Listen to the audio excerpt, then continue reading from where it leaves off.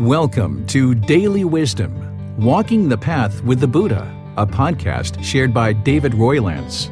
This podcast is dedicated to guiding you to completely eliminate the discontent mind and the suffering it causes by attaining enlightenment. Learn and practice the teachings of Gautama Buddha that will guide you to fully attain a peaceful, calm, serene, and content mind with joy. To support this podcast, visit patreon.com/support Buddha or visit buddhadailywisdom.com, where you will discover a full range of courses, retreats, and online learning resources to assist you on the path to enlightenment. Now, here's our teacher to share more.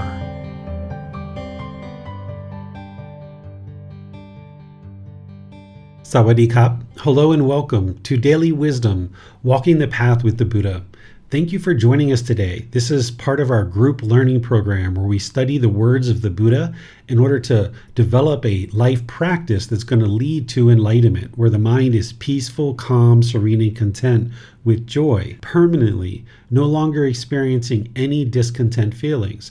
Nothing will shake up the mind. The mind will be steady, it'll be stable, and unshakable. But in order to do that, there's many different teachings that one would need to learn, reflect on, and practice. And in order to move these teachings into your life practice, there are certain obstacles or certain hindrances that are going to prevent somebody from moving forward in their life practice. The Buddha referred to these as the 5 hindrances, but there are some similarities to the 10 fetters that you're going to see. In today's class, we're going to be sharing the 5 hindrances. We're going to be discussing these in detail, and then I'm going to be sharing the solutions or the remedies to these hindrances. These are the 5 major roadblocks or obstacles that are going to hinder you from attaining this enlightened mental state where it's peaceful, calm, serene, and content with joy. And we're also going to be talking about the 4 foundations of mindfulness as well, and even the 7 factors of enlightenment. So as we talk about these 5 hindrances, it's important to understand that these hindrances are not permanent. So while we'll talk about them, I'll explain to you what they are. I'm going to explain to you the remedies to them as well, because as you encounter these, you're going to need the wisdom of how to antidote them or how to implement solutions to fix them. They're not permanent and you can overcome them, but you're going to need support. You're going to need the wisdom of how to actually do that. So thank you all for joining for today's class. As we progress, you'll be able to ask any questions that you like. You can do that through Facebook, YouTube, or Zoom by putting your questions in the comment section. Or if you're in Zoom, you can electronically raise your hand, asking any questions or follow-up questions directly. So thank you for joining, and we'll just go ahead and move right into today's class, helping you to understand the 5 hindrances. As I share teachings, it's very important that students don't believe what I share. Belief isn't going to move the mind to enlightenment. Instead, you learn, reflect, and you practice, and there you independently verify the truth. And as you independently verify the truth, you acquire wisdom, and now you make wiser and wiser decisions because you've seen the truth. But if you just had belief, you don't know whether it's true or false, and this is why the mind can easily be shaken up by that.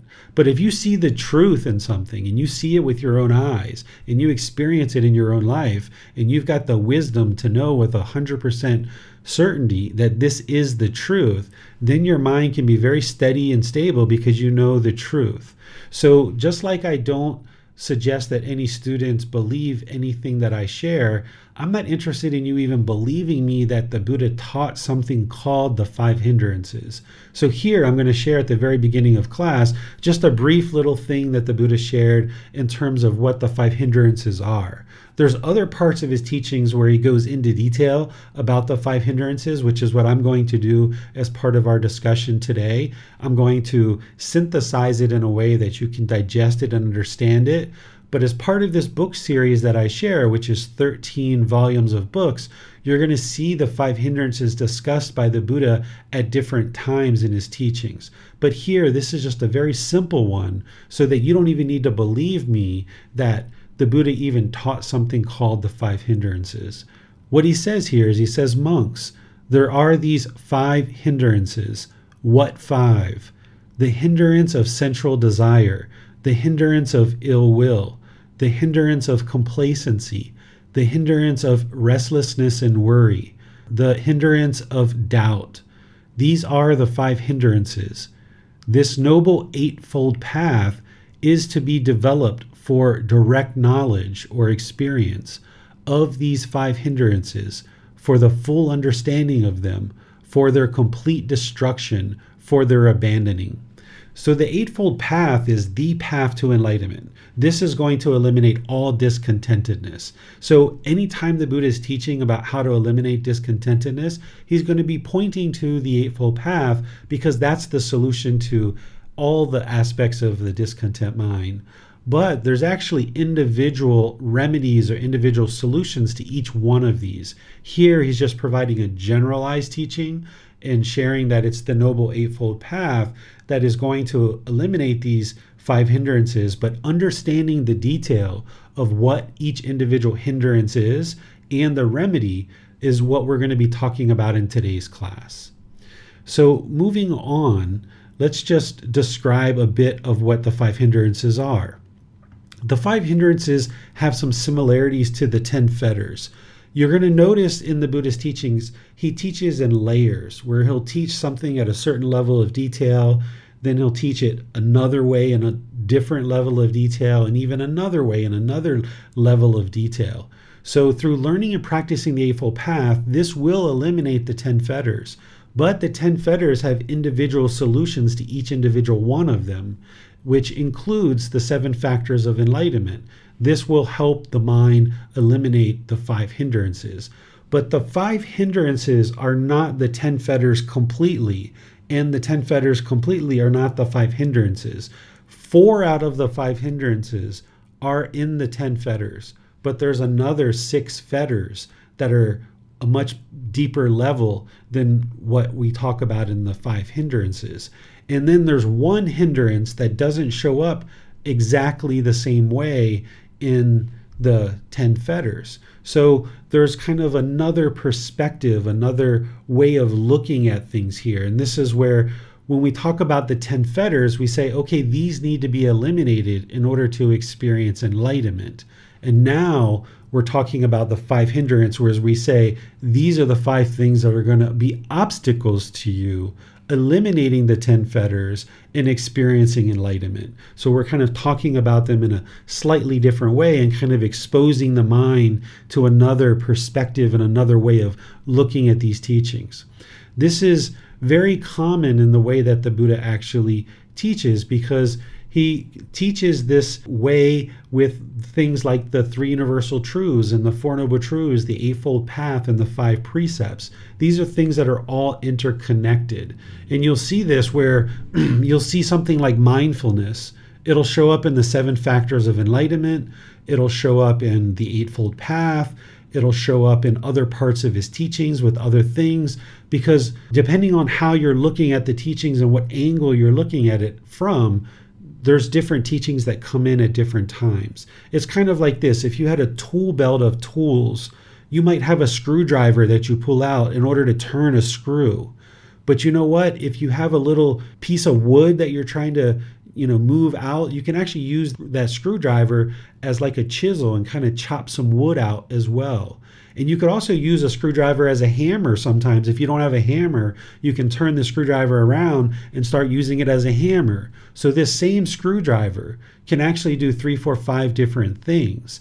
And it's the same thing that when the Buddha is teaching something like mindfulness, the 5 hindrances, the 10 fetters, the 4 noble truths, the Eightfold Path, the 5 precepts, these are all different tools in your tool belt, and they can be used in different ways depending on what perspective or what angle you're actually talking about.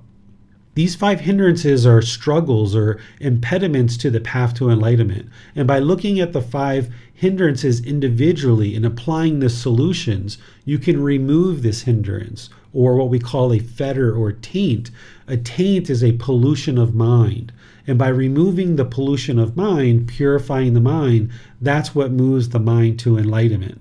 So just like the 10 fetters are pollutions of mind, just like the three poisons or the three unwholesome roots are pollutions of mind, the five hindrances are also pollutions.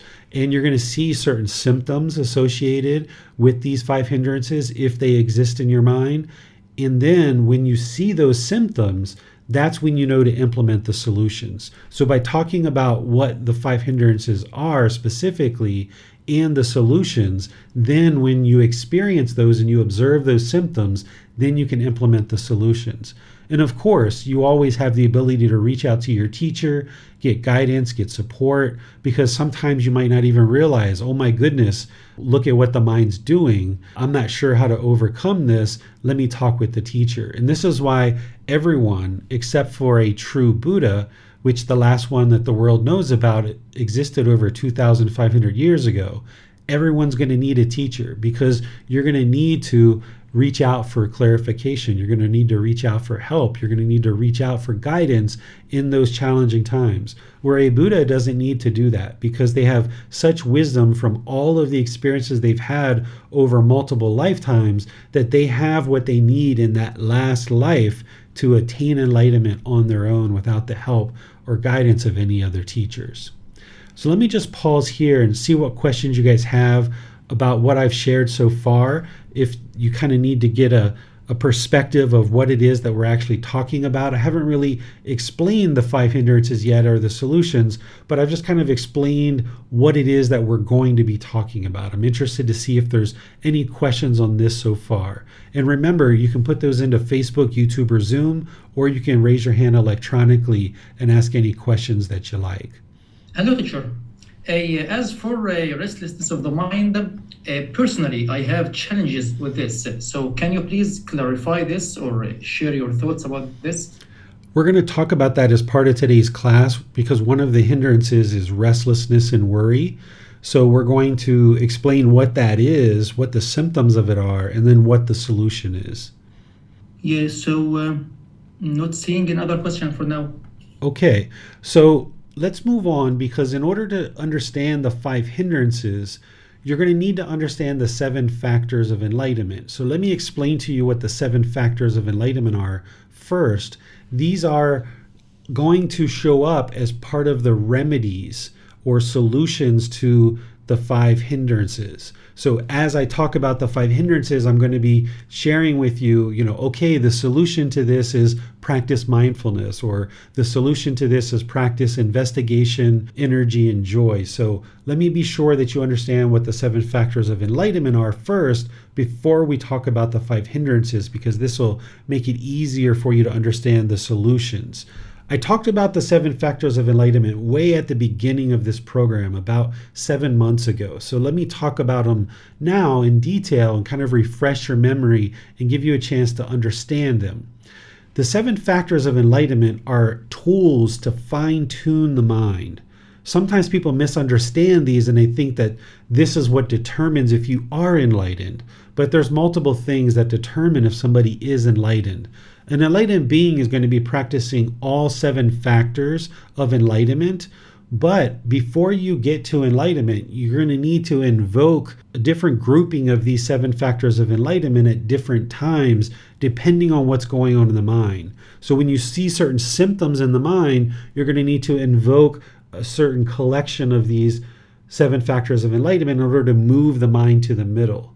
And here, let me explain these to you, and then I'll explain to you how you can invoke these and practice these in order to fine-tune the mind as another tool in your tool belt as part of this path to enlightenment. The first factor of enlightenment, in terms of a tool that needs to be practiced, need to be understood and practiced in order to get to enlightenment, is mindfulness. This is part of the Eightfold Path and a central key component of the path to enlightenment as the Buddha taught.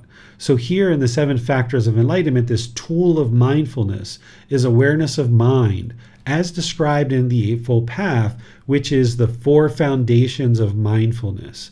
We're going to be going into this a bit towards the end of today's class and talking about the 4 foundations of mindfulness. But the way that I explain mindfulness to you in this program is I will typically explain it to you as just awareness of mind.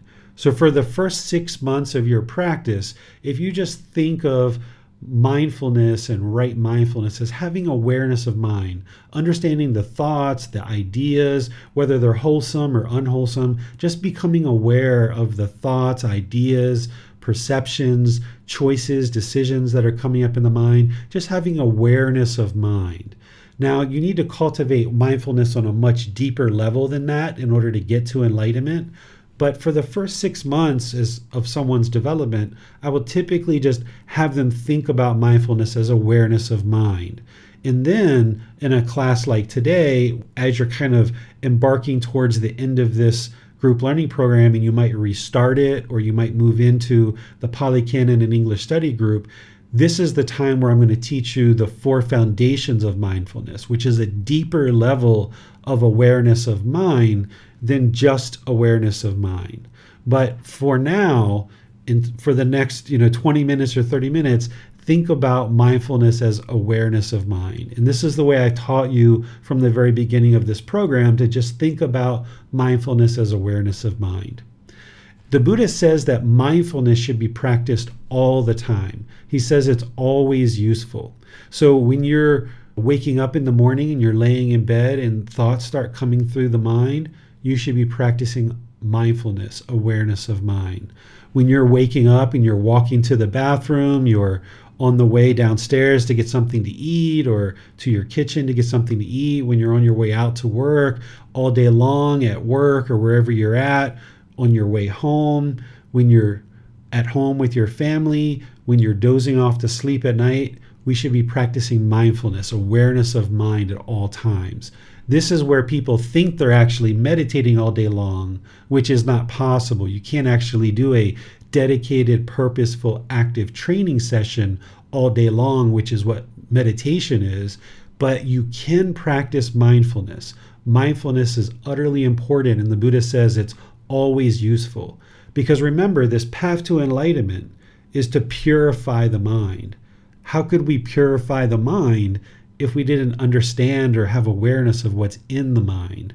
So you're cultivating this awareness of mind in your meditation, and then you're practicing it all day long, where you're aware of the thoughts, the ideas, different things that are in the mind, various perceptions and decisions that you're about to make. Be sure you have awareness of mind and practice this at all times.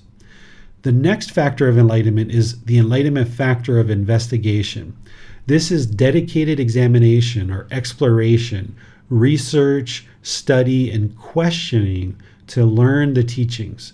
In order to move to enlightenment, somebody would need to practice the enlightenment factor of investigation, where you have dedicated, purposeful investigation of the teachings, where you're exploring them, you're studying them, you're asking questions, you're gaining insight into what the teachings of the Buddha are. So you would need to practice the enlightenment factor of investigation. As you do, then there's this energy that springs up in the mind. An enlightened being, and to get to enlightenment, you would need to practice the enlightenment factor of energy, which is effort, determination, ambition, initiative, motivation, vigor, enthusiasm, willingness to do something, right? You need to practice this where you have this willingness to do something. The opposite of energy would be dullness, lethargic, complacency. That would be the opposite of energy. So in order to move to enlightenment, you can't just be sitting on the sofa like, yeah, I'll get to it. Whatever happens, happens. And of course, you need to find that middle, right? You need to have some rest and relaxation time, but you also can't be craving and go all the time. So you need to find that middle where there's determination, there's enthusiasm, there's a willingness to do something. So that's the enlightenment factor of energy. As you're practicing that, what can spring up in the mind is then joy. This enlightenment factor of joy is joy associated with no object.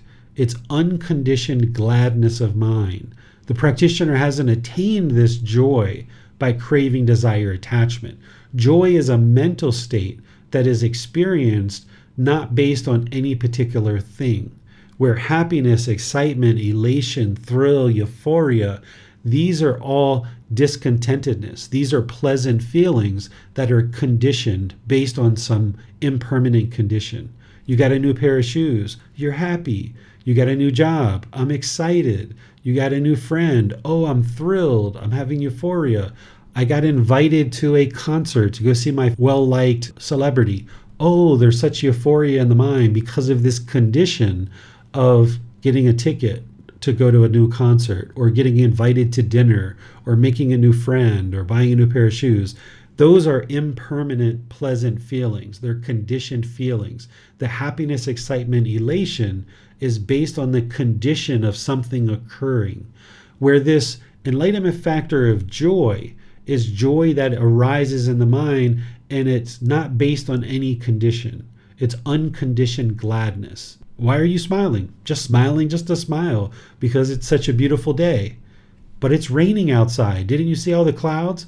Yeah, it's beautiful. It's wonderful to have water come down from the sky because it cleans up the streets and it gives the plants something to grow. It's absolutely outstanding. Yeah, it's raining, right? So the mind isn't joyful because it's raining. The mind is joyful despite it's raining. The mind isn't joyful because it's sunny. The mind is just joyful because it's another day and just, hey, just going to be joyful to be joyful.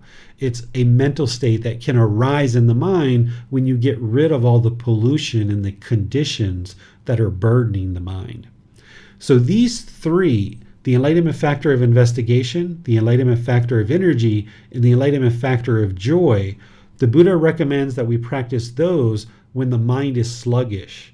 When the mind is sluggish or complacent, lethargic, lacking of vigor, when it's dull, the Buddha says we should practice the enlightenment factor of investigation to investigate the teachings.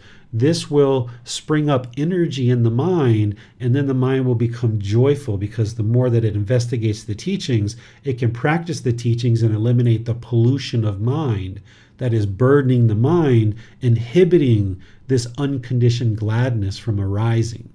So it's very important that when you're thinking about, I need to read the book, I need to go to class, I don't feel like it, I really don't want to do that. That's the mind wanting to be complacent or dull and lethargic. And the Buddha says that's actually the time to investigate the teachings. That's what will spring up the energy, and that will also arise this unconditioned gladness or joy in the mind. Now we move into the next set of factors of enlightenment, number 5, 6, and 7. The enlightenment factor of tranquility is where the mind can be relaxed, steady, stable, peaceful, and still. There's this tranquility that comes into the mind where you can just be completely steady, completely stable, very peaceful. There's this quietness, this stillness in the mind. It's like there's nothing else that you need. You're just utterly content in that moment. The mind's completely stilled, completely relaxed. And you might have experienced this for just a few seconds, maybe in meditation or outside of meditation, or you might experience it for a few minutes or a few hours or a few days, but then something came crashing in and the discontentedness came in and it destroyed this tranquility because the mind is not yet permanently enlightened. You just experience this kind of glimpse of this tranquility. And the goal would be to expand that more and more so that you experience this tranquility for longer and longer periods, ultimately being permanent. So this tranquility that the Buddha is talking about here, it can be permanent, but as you're transitioning the mind, it's not going to be permanent. So you work towards experiencing tranquility more and more. And if you've experienced even just 1 second or 10 seconds of this tranquility or longer amounts, that shows you that your mind has the ability and the capability to experience this tranquility on a long-term basis. Even if you just experienced it for a couple of seconds, you got a glimpse of what that looks like and what that feels like. And now it's just a matter of learning how to eliminate the pollution of mind that's burdening it and inhibiting it from experiencing that tranquility long-term. And the more that you clear that out, then the mind will move more and more into longer and longer term tranquility until eventually you get to this permanent mental state where the mind's peaceful, calm, serene, and content with joy. This sixth enlightenment factor, the enlightenment factor of concentration, is where the mind is alert or attentive. You have the ability to give your focus or attention to a single thought or a single object without all this chatter in the mind, that you can just focus for extended periods of time. This is developed through practicing singleness of mind as part of the Eightfold Path. As part of the Eightfold Path, we have right concentration, which is to practice meditation, but also to practice singleness of mind, where you're just doing one thing at a time, rather than trying to split your attention across 5, 10, 15 different tasks and rapidly cycling from thing to thing to thing, which can be detrimental to the mind. What an enlightened being is going to do is just focus on one thing at a time, do that really, really well, and then move on to the next thing. Do that really, really well, and move on to the next thing. And they can be very successful and very productive because they don't have to circle back and clean up the things that they messed up. Whereas if we're doing 5, 10 different things and we're cycling between all of those things, we're not doing all of those things well. And we might move on to our next task, but we're going to have to circle back and clean up the unwholesomeness because we weren't focused with concentration and doing each thing with singleness of mind. So here, this enlightenment factor of concentration is to have alertness and attentiveness, giving your full attention to any one particular thing and practicing singleness of mind. So you're not watching TV, eating food, and talking on the phone. This wouldn't be productive. This wouldn't be beneficial. This is going to create an overactive mind. If you're eating, you just eat. You eat something. If you're talking on the phone, you just talk on the phone. If you're watching TV, you just watch TV. Whereas if you're doing all those things at one time, you're not fully ingesting and digesting the food in the best way. You're going to probably have a stomach ache the next day. You're not really talking on the phone and having a quality conversation, so it makes the conversation longer, and the person on the other end doesn't feel like you're really involved in the conversation. And whatever's on the TV, you're not really fully digesting the content there and getting the full benefit of the TV. So if you just talk to your friend, for example, and you had a meaningful conversation, it might be a 5, 10 minute, 20 minute conversation, then it's done and over, and you're off to the next thing, and you know that you did that really well. You don't have to apologize later for not being involved in the conversation. Or if you're watching TV and you're gaining insight from that, you can gain insight from that, and you know that you gained wisdom from whatever program you were watching. Or if you're eating food with your family or by yourself, you just eat the food and focus on eating the food. This is why when we eat and we talk, we end up choking, because we're trying to do two things. And the body's like, no, you can't do two things, right? So this is our gamma. If we try to do two things at one time, there's the natural law of gamma here showing you this doesn't work. So if we just do one thing at a time and do it really well and give it our full attention with concentration, that's where you're going to find the most benefits. And then this last factor of enlightenment, the enlightenment factor of equanimity. This also shows up as part of the Brahma Viharas in the Buddhist teachings, and we covered this in chapter 14 of this program. Equanimity is mental calmness, composure, and evenness of temper, especially in a difficult situation. That's how it relates to the 7 factors of enlightenment. But there's this other piece to equanimity, which is treating everyone impartially, treating everyone fairly, treating everyone equally. So equanimity in terms of fine-tuning the mind and these 7 factors of enlightenment is to maintain calmness, composure, evenness of temper, especially in difficult situations. Because if your mind's all shaken up and uncalm, you're not going to be able to practice mindfulness. You're not going to be able to focus and practice concentration, and you're not going to be able to then access wisdom to make wise decisions in your life. This is why when our mind is shaken up, we sometimes make decisions that create a worse situation for us. Whereas if we remain calm and composed, practicing equanimity, then we can have mindfulness or awareness of mind, and we can then practice concentration or singleness of mind. And now we can access the wisdom to implement wise decisions that are going to improve the situation. So equanimity is needed in order to move the mind to enlightenment. This is ensuring that the mind doesn't get shaken up by the least little thing that's happening in our daily life. The more that we understand the universal truth of impermanence, the more that we're practicing breathing mindfulness meditation, eliminating craving, desire, attachments, working on all aspects of the path, the mind can gain this equanimity more and more and more.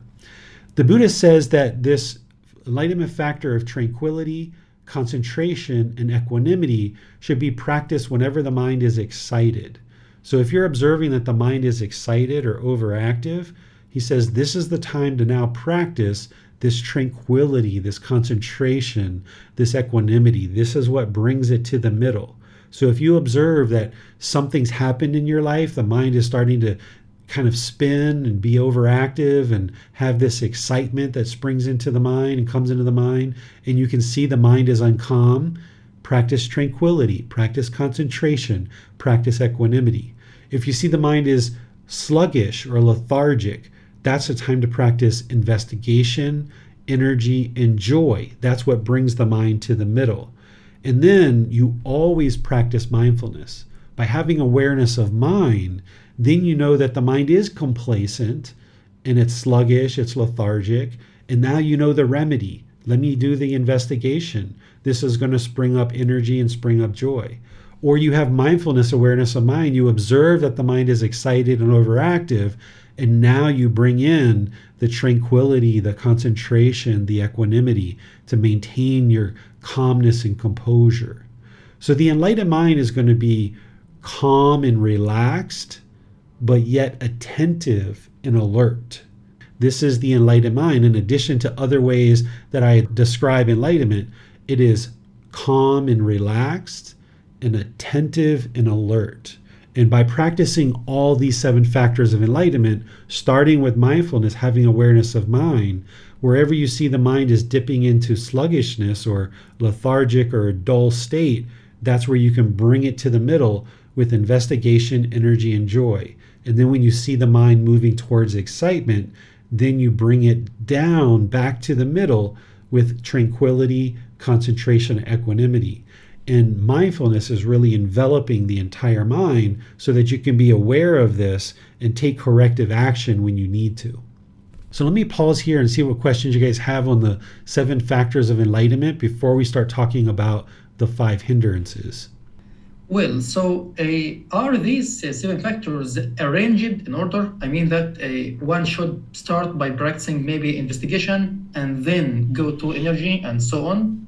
Well, everybody who's listening to this right now, you're practicing the enlightenment factor of investigation.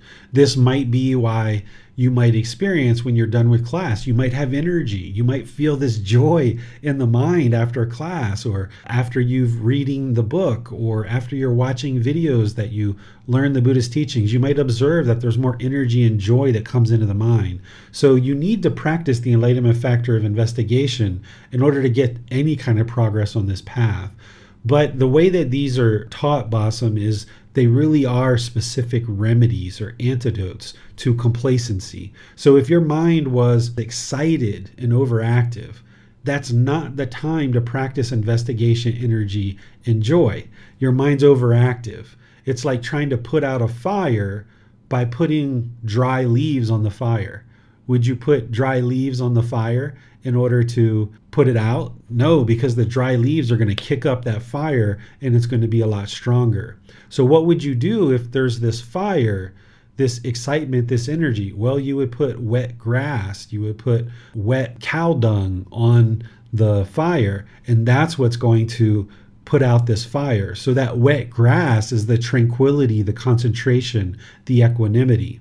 But when your fire was dying, if your fire was going out, would you put tranquility, concentration, and equanimity? Would you put wet grass on a fire that's going out? You want to spring it up. You want to bring more energy into the mind. The fire's going out. What do? You put dry leaves on it, right? You put dry wood on it. That's the investigation, the energy, and the joy. That's going to spring up the fire and make it stronger in the mind, spring up this energy. So these are taught as ways to fine-tune the mind and bring it to the middle. And it's not that you would practice them in order necessarily. You practice them based on what's needed in the mind. So this is another tool in addition to everything else that the Buddha gives us. He provides this guidance and this tool that, hey, when you see your mind's complacent or lethargic or dull, practice investigation, energy, and joy. And then when you see your mind is excited or elated, that's when you practice tranquility, concentration, and equanimity. And then you always practice mindfulness. And then you can also look at this the other way, like I said, is that if you're going to actually sit down to read some of the Buddhist teachings and understand the Buddhist teachings, and you observe that your mind is overactive and energetic, then you need to bring some tranquility and concentration, equanimity into the mind and calm it down first. So maybe you should do some walking meditation or some seated meditation to calm the mind down, bring some tranquility, concentration, equanimity into the mind before you investigate. Because if your mind is overactive and energetic and you're trying to then practice investigation of the teachings, it's going to take it even further into excitement. And that's not what you're interested in. And then likewise, if your mind is complacent, that's not the time to practice tranquility, concentration, and equanimity. Instead, you need to spring it up. You need to invigorate the mind with investigation of the teachings, this enlightenment factor of energy and joy. Well, so what's your advice for someone who thinks that if I have confidence or trust in the Buddha or my teacher, I do not need to investigate the teachings? That would be a self-defeating approach, because if your mind is not yet enlightened, you're going to need to investigate the teachings. You need to deeply understand them, reflect on them, and practice them, because even if you don't have doubt, you still have craving, anger, and ignorance, this unknowing of true reality. Because if the mind is having discontentedness, then there's definitely some ignorance in the mind, or this unknowing of true reality. There's definitely some craving, desire, attachment. You haven't yet eliminated that, and you don't have the wisdom of how to do that yet because you haven't done it. You haven't accomplished it. You haven't got to what the Buddha calls final knowledge. Someone who's attained enlightenment will get to what's called final knowledge. And this final knowledge is that you've essentially learned all the teachings and you've progressed to a point where now you're not experiencing any discontentedness whatsoever. The mind is fully enlightened. It's experiencing this enlightened mental state where it's peaceful, calm, serene, and content with joy, no longer being shaken up by any discontentedness. And you would see that for an extended period of time. You would see it for a year or 2 or 3, that the mind isn't shaken up. It's always steady and stable. So if you have a week or a month of peacefulness, that's not the time to get all excited and think that you're enlightened, because if you get all excited because you think you're enlightened, that's still a conditioned feeling. So an enlightened being, when they know they're enlightened, is just kind of like smile and has nothing to say, because their mind no longer is going to get excited at the condition of the fact that they've attained enlightenment. So if somebody's excited that they're enlightened, this is a indication that they're not enlightened. So you would just continue to practice the teachings, you would continue to progress, you would continue to evolve. And if you see a month of peacefulness, okay, great. If you see 3 months of peacefulness, that's fine. You see 6 months or a year, okay, things are looking pretty good. Now, that becomes a year and a half, 2 years, 3 years. Oh, you haven't had any discontentedness in 2 or 3 years? Okay, but that's just for you to understand. That's just for you to know. You don't go out and tell other people, because if somebody ran around and was telling everyone that they hadn't experienced discontentedness for a year or 2 or 3, this is the arrogance and the pride in the mind. And there we know that the mind is not yet enlightened. So an enlightened being is going to just experience this calm and relaxed mind, but it's going to be attentive and alert. They're going to have concentration. They're going to have deep memory. They're going to have clarity of mind. They're going to have peace, calm, serenity, and contentedness. And there's going to be joy. It's very easy to access a smile and joy because there's nothing that's burdening the mind. Thanks, teacher. Let's go to Nick.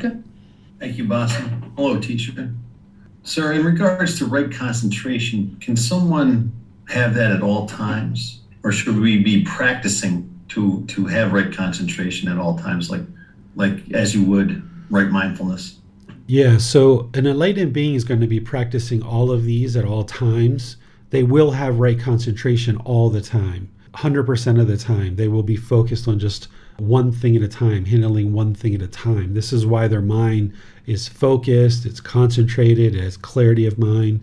But until you get there, you're working in that direction. What you need to do is observe your life, and where you see that the mind has this craving to run around and do so many things at one time, you've got to restrain the mind and pull it back, because the mind's going to have craving and it's going to feel like it has to go, especially if you're in a Western culture where that kind of thing is taught everywhere. You know, you have to have this big laundry list of things every day. You have to go, complete your list. And if you don't complete your list, you're not a productive person that day. But this is ignorance. This is delusion. This doesn't work. This is why life is very stressful. So practicing right concentration should be all the time, permanently, but you need to build up to that where you're able to do that more and more easily, more and more readily. And initially, you know, for a few weeks, a few months, maybe a year or two, it's going to be a real challenge. It's going to be a struggle, but you need to face that struggle. You need to face that challenge. It's going to be kind of exhausting sometimes, perhaps, if you're really working on this path hard, but that's where you have to step back and take a little bit of a more gradual approach to it, and don't necessarily push yourself so hard. You're not necessarily interested in complacency, but you're also not interested in this craving and pushing. But to answer your question, Nick, yes, an enlightened being will have right concentration and practice singleness of mind all the time, all their waking hours. But that's going to need to be gradually arisen in the mind as a person learns and practices more and more.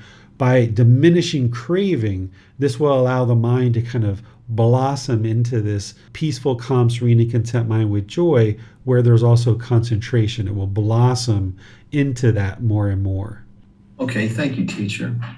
Now, what about if someone is trying to practice right concentration throughout the day, and say they're eating food or, you know, having a bowl of cereal, and then their mind starts to wander or to think? Is that, you know, it tries to figure out something. Oh yeah, I got to get that. Maybe I should do this like that later. But the person is trying to practice right concentration and just wants to focus on, say, eating the bowl of cereal. I mean, is that doing two things at once? While eating and thinking, is thinking doing another thing? Yes. So you're probably used to that now, where you kind of need to strip out your practice slowly but surely. It's like peeling back an onion and getting to the core, and then there's emptiness and nothing's there. So you kind of strip down your practice, where maybe before you were on this path, you might have been watching TV, talking on the phone, and eating at the same time. And now you realize that that's not helpful, that's not beneficial. So now you just do one thing at a time, like eating. But now when you're eating, your mind is not yet fully trained, so it's still thinking about the future or thinking about the past or having all these other random thoughts, even though you're just eating. So even though you're just eating, the mind's not going to, it's not going to immediately stop thinking about things, because for the last 40 years of your life, you've been watching TV, eating, and talking on the phone, watching TV, eating, talking on the phone. So even now for 3 months or 6 months, you're just eating. Your mind might be somewhere else. But with mindfulness, where you observe that, then you cut it off and let it go and come back to the eating, come back to the eating, come back to the eating, come back to the eating. And more, when you get good at this, the mind will just stay there. It'll just reside with the eating. It won't be all over the place. And this is why the breathing mindfulness meditation is so important, because in meditation, you're focused on just the breath, a single object. singleness of mind. This is why Jan's asked questions recently about breathing, and she's observed how the breath goes down into the body. She can hear the heartbeat and all these different things.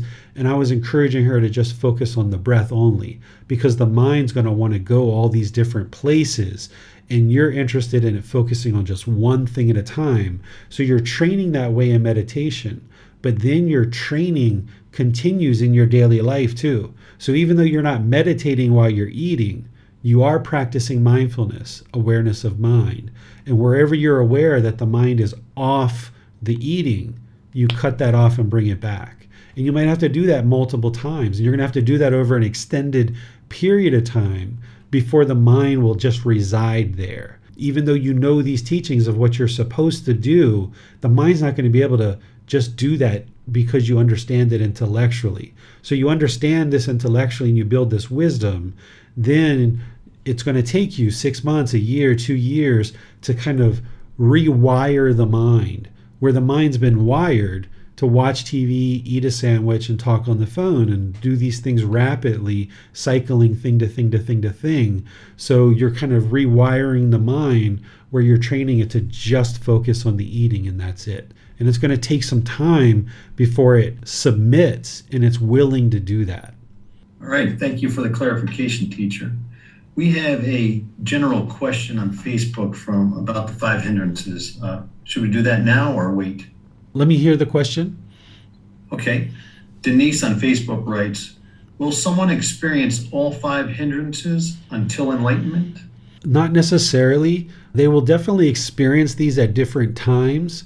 You'll see as we talk about the five hindrances that some people will experience them at some times, some people will experience them at different times, but you are most likely going to encounter these, particularly the 4 of them that are part of the 10 fetters. You're going to encounter those, and you're probably going to encounter the other ones too, but they're going to be at different times in your practice. You might experience complacency, for example, at the beginning, and then you kind of get rid of it for a while, but then maybe it comes back in again. After 6 months or a year, it might come back, or after a couple of weeks. So these hindrances can come and go because they're impermanent.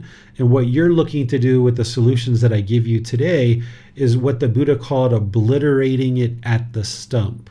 You would like to obliterate it at the stump and destroy it so that it's no longer subject to future arising. So you might observe complacency, for example, at, say, the beginning of your practice. And then you get really motivated and really encouraged because it's something new. Let me get this new book. Let me get this new meditation cushion. All these new things are coming into your life, and the mind likes chasing all those new things. But now after 2 weeks or a month or two, the mind goes back to complacency again, right? So you can have this complacency come and go, but wherever you see it, after today, you'll know what the solutions are. And then you just need some help with how to maybe implement those along the way. But then eventually, you'll get rid of complacency where it's no longer subject to future arising, where you've obliterated it at the stump. You've uprooted it from the mind. You're going to hear me talk about how these 5 hindrances are what's called mental objects. Mental objects are deeply rooted in the mind. They're much more challenging to get rid of and uproot. And because of that, they diminished very gradually, and they can diminish for 3 months, 6 months, or a year, and then boom, they come back because they weren't ever really gone to begin with. They just went dormant. And with mindfulness, that's why I'm sharing with you the 7 Factors of Enlightenment, is if you're practicing mindfulness and awareness of mind at all times in your day, then you can be aware when these things start to arise, and then you can take corrective action. Because the longer you allow any of these hindrances to persist in the mind, the harder they are to get rid of. So if you can catch it like within the first couple of hours of complacency setting in, or the first couple of days of complacency setting in, if you can catch it there and cut it off and uproot it and get rid of it, that's much better than 6 months down the line, or a year or 5 years down the line, this person's been complacent. It's much harder to uproot that and move towards bringing the mind to the middle. So the more awareness of mind with mindfulness that you have, the more wisdom you have about what these five hindrances are, then you can catch them early on, and then that way you can chip away at them and diminish them and obliterate them at the stump, destroy them so that they're no longer subject to future arising. Well, let's go to Jen. Thank you, Bassem. Thank you, Teacher David. I'm very involved, I think, right now in this investigation where I'm trying to spend time just sort of studying and questioning what I know and trying to understand better. And I wonder if you have any guidance for a good way to go about this. I've been setting aside a little time when I try to just do my study and not do anything else, but any insight you have, I would really appreciate that. Thanks. Sure. We talked in this program about the way of practice, which is practicing generosity, moral conduct, and meditation. This is what a practitioner who's on the path to enlightenment is doing on a regular, ongoing, daily basis. You're always practicing generosity in one form or another. You are practicing this moral conduct, which is right speech, right action, right livelihood, which includes the 5 precepts and everything else. And you're practicing meditation 2 or 3 times a day for 30 minutes or longer is what you're building up to. So this is what you should be practicing on a regular, consistent basis: generosity, moral conduct, and meditation. But then, because you're on this path and you're not yet at final knowledge, you need to be practicing investigation in order to bring these teachings into your life by attending classes like this, by reading, by things like this. And what I suggest is that if you're going to read or watch videos or things like this, that you do that for kind of 15-20 minutes a day, that amount of time. Whereas if you tried to sit and digest a book, for example, one of these books that I've written, if you sat and read that for an hour or 2 or 3, there's so many topics that you're going to be looking at over that period of time. It's hard for you to digest all of that, reflect on that, and practice it to have it make some real difference in your life. It's like taking a big, huge bite of a piece of pizza and trying to chew all of that in the mouth. Whereas if you just took little bites and you just kind of chewed a little bit and swallowed, and you took a little bite and chew a little bit and swallowed, this is going to be much better. So the same thing is when you're learning, I suggest that everybody just kind of spend 15-20 minutes a day reading from these books. With this group learning program, it would be volume 1. With the Pali Canon and English study group, it would be all the other volumes. And what you're going to observe with this is, based on reading a little by little every day, reflecting and practicing, life is going to be happening. Relationships, things at work, things in personal life, things with your children, your life partners, and otherwise. Life's going to be happening. But if you're consistently kind of dripping the teachings into the mind, kind of like an IV drip, well, as these teachings are dripping into the mind, you're going to be reading something, and you're going to be learning it. And then like 2 or 3 days later, that thing is going to happen and you've got the answer. It's like, oh my goodness, I was just reading that like 3 days ago, and now this situation happened. I know the answer. Boom, let me apply that. Or the other situation is something's going to have happened. It's going to shake up the mind. The mind's going to be discontent for a day or 2, but you have your nose in these books, and then boom, you run across the teaching that, oh my goodness, this is explaining what happened to me 2 or 3 days ago. And now I know the answer of why that didn't work out 2 or 3 days ago. And now I know how to handle that better next time. So if you just slowly drip, not only are they easier to digest, but you're going to find that over the course of the years and over the course of your life, that things are going to be happening in your life that are directly applicable based on the teachings that you're reading. And this consistent way of going forward will allow you to more readily apply the teachings.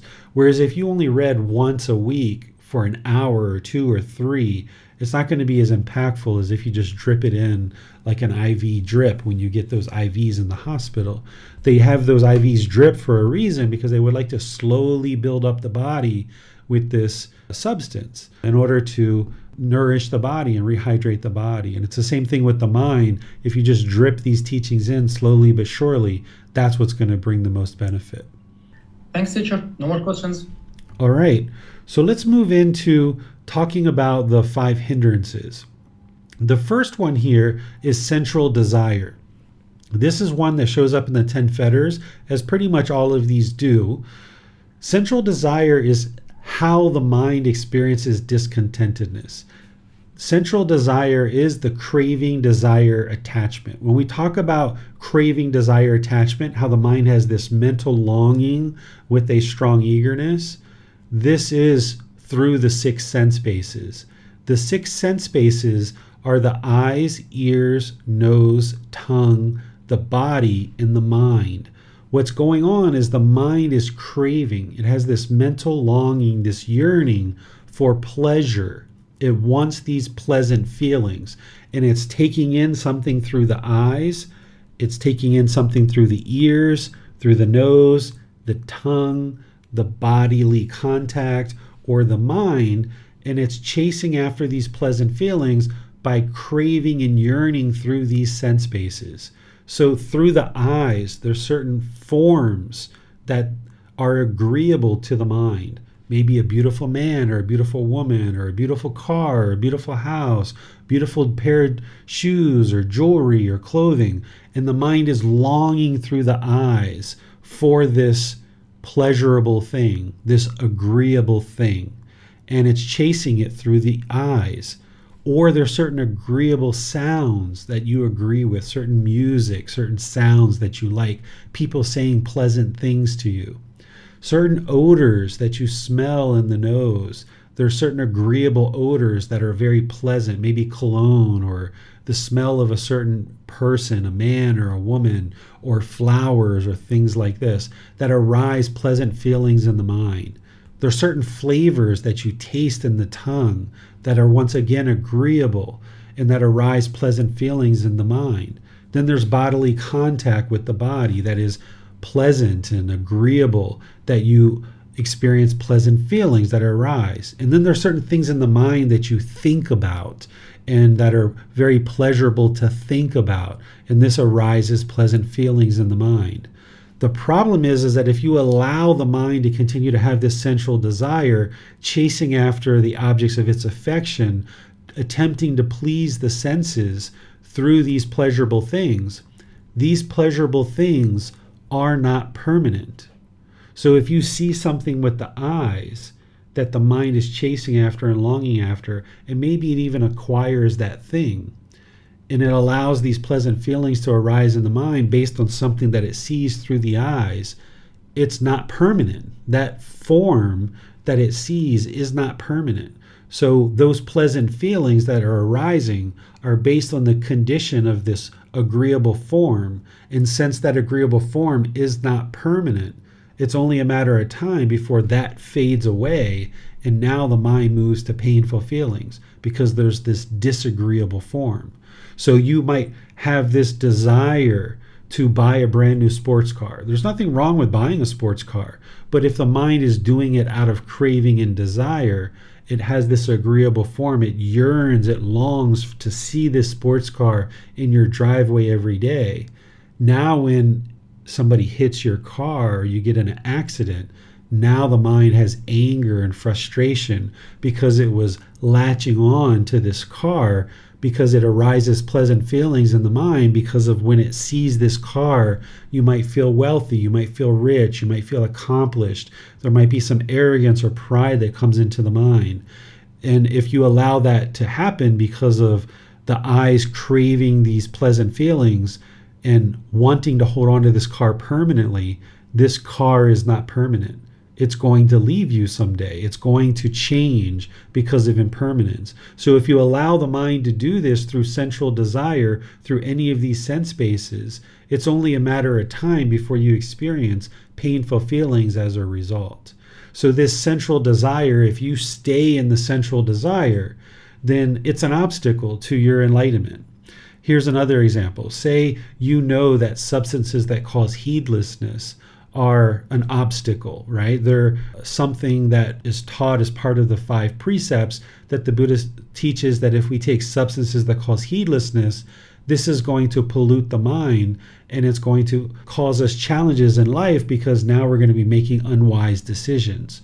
Well, you might learn that as part of the 5 precepts, and you might intellectually understand that, yeah, I need to give up wine or beer or liquor or whiskey, and I should give that up because it's producing this heedlessness. And when I'm drinking, I'm not able to make wise decisions that are going to lead to wholesome results. But the hindrances, that the tongue really likes this flavor of the wine. It has this central desire that it's holding on to the wine and it doesn't want to let it go.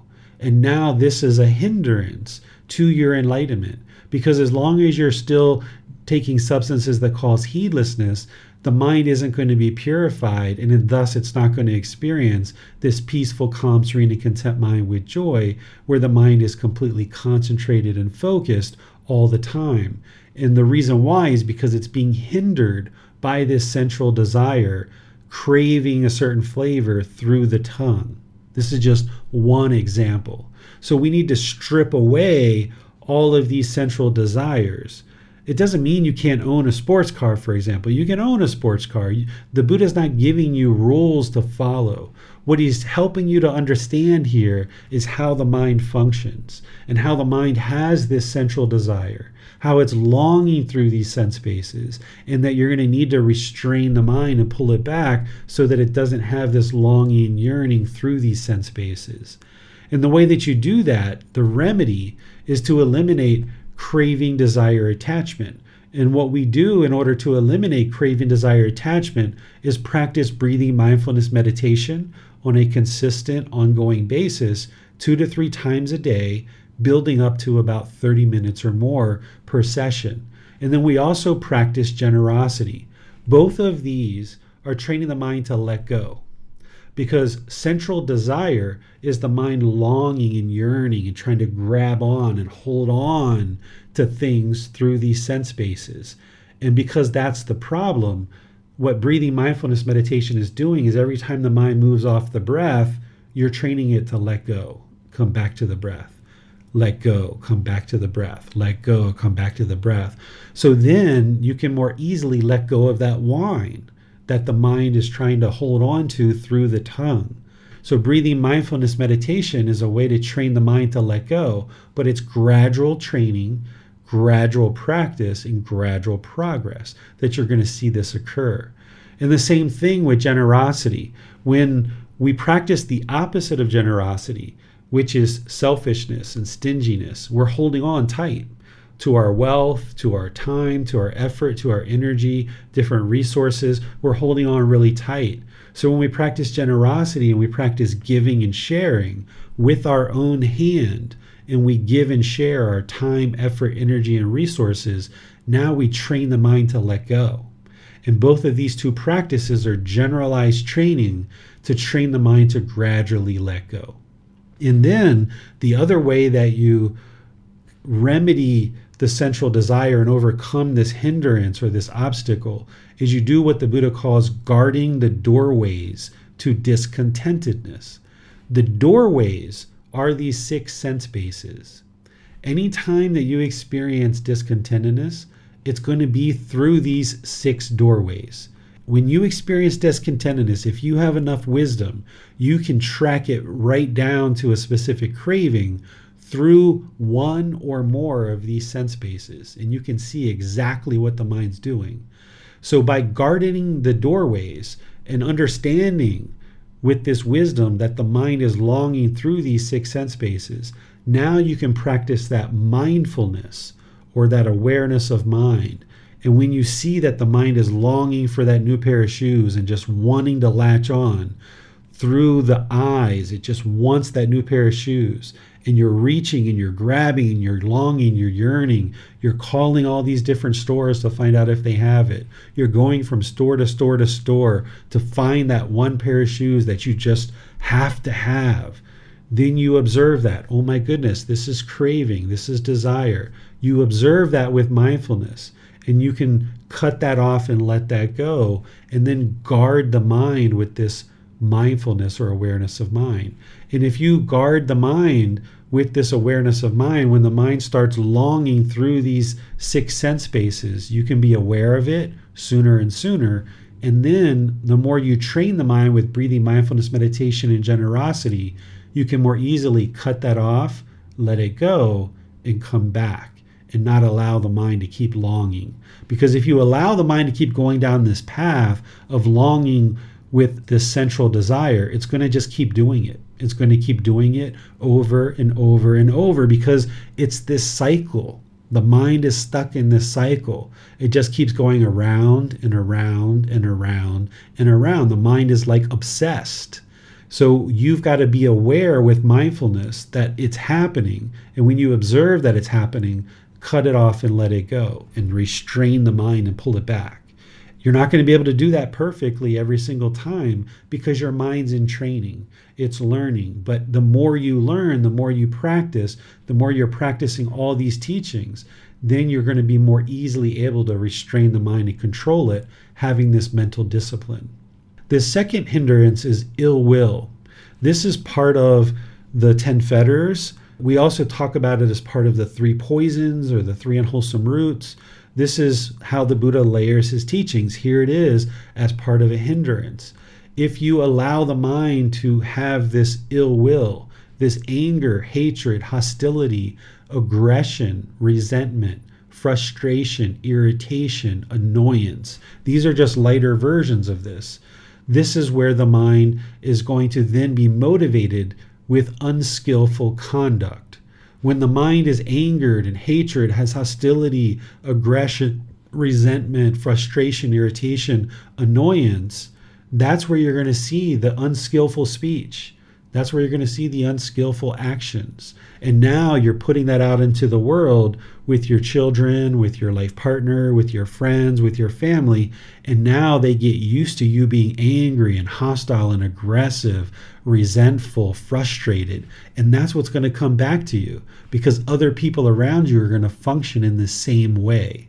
So where you see that the mind has this ill will arising, this anger, this hostility, this aggression, once again, you need to implement the solution. You need to have the remedy, which is a tool to fix this. The way that you fix ill will and get over this hindrance is you have to uproot it. You have to go to the root cause, which is in the mind. So we use loving kindness meditation on a consistent, gradual basis to now practice those affirmations that I teach as part of loving kindness meditation. And you do that and you're essentially rewiring the mind to no longer go down this path of ill will, hostility, and unskillful conduct.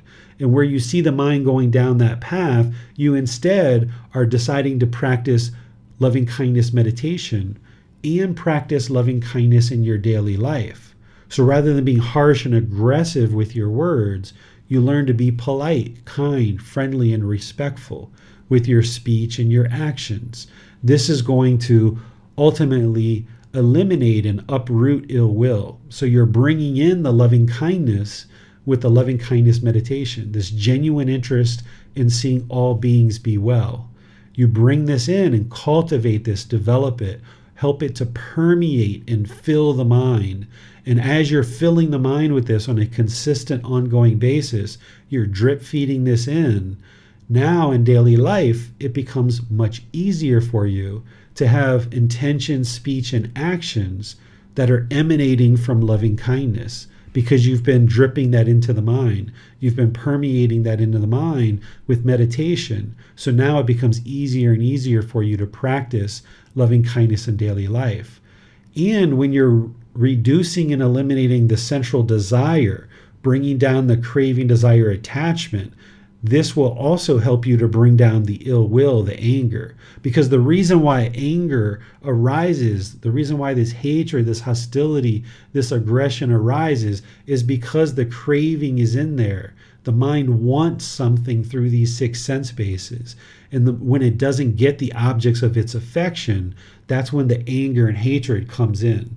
So you're working on this craving, desire, attachment to bring that down, reducing the central desire at the same time that you're bringing down the ill will, the anger, the hatred, and all those other versions with the loving kindness meditation and practicing loving kindness in daily life through your moral conduct.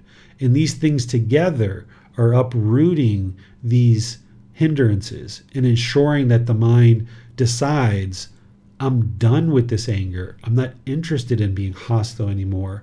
I don't like being aggressive. I'm not interested in being frustrated, irritated, and annoyed.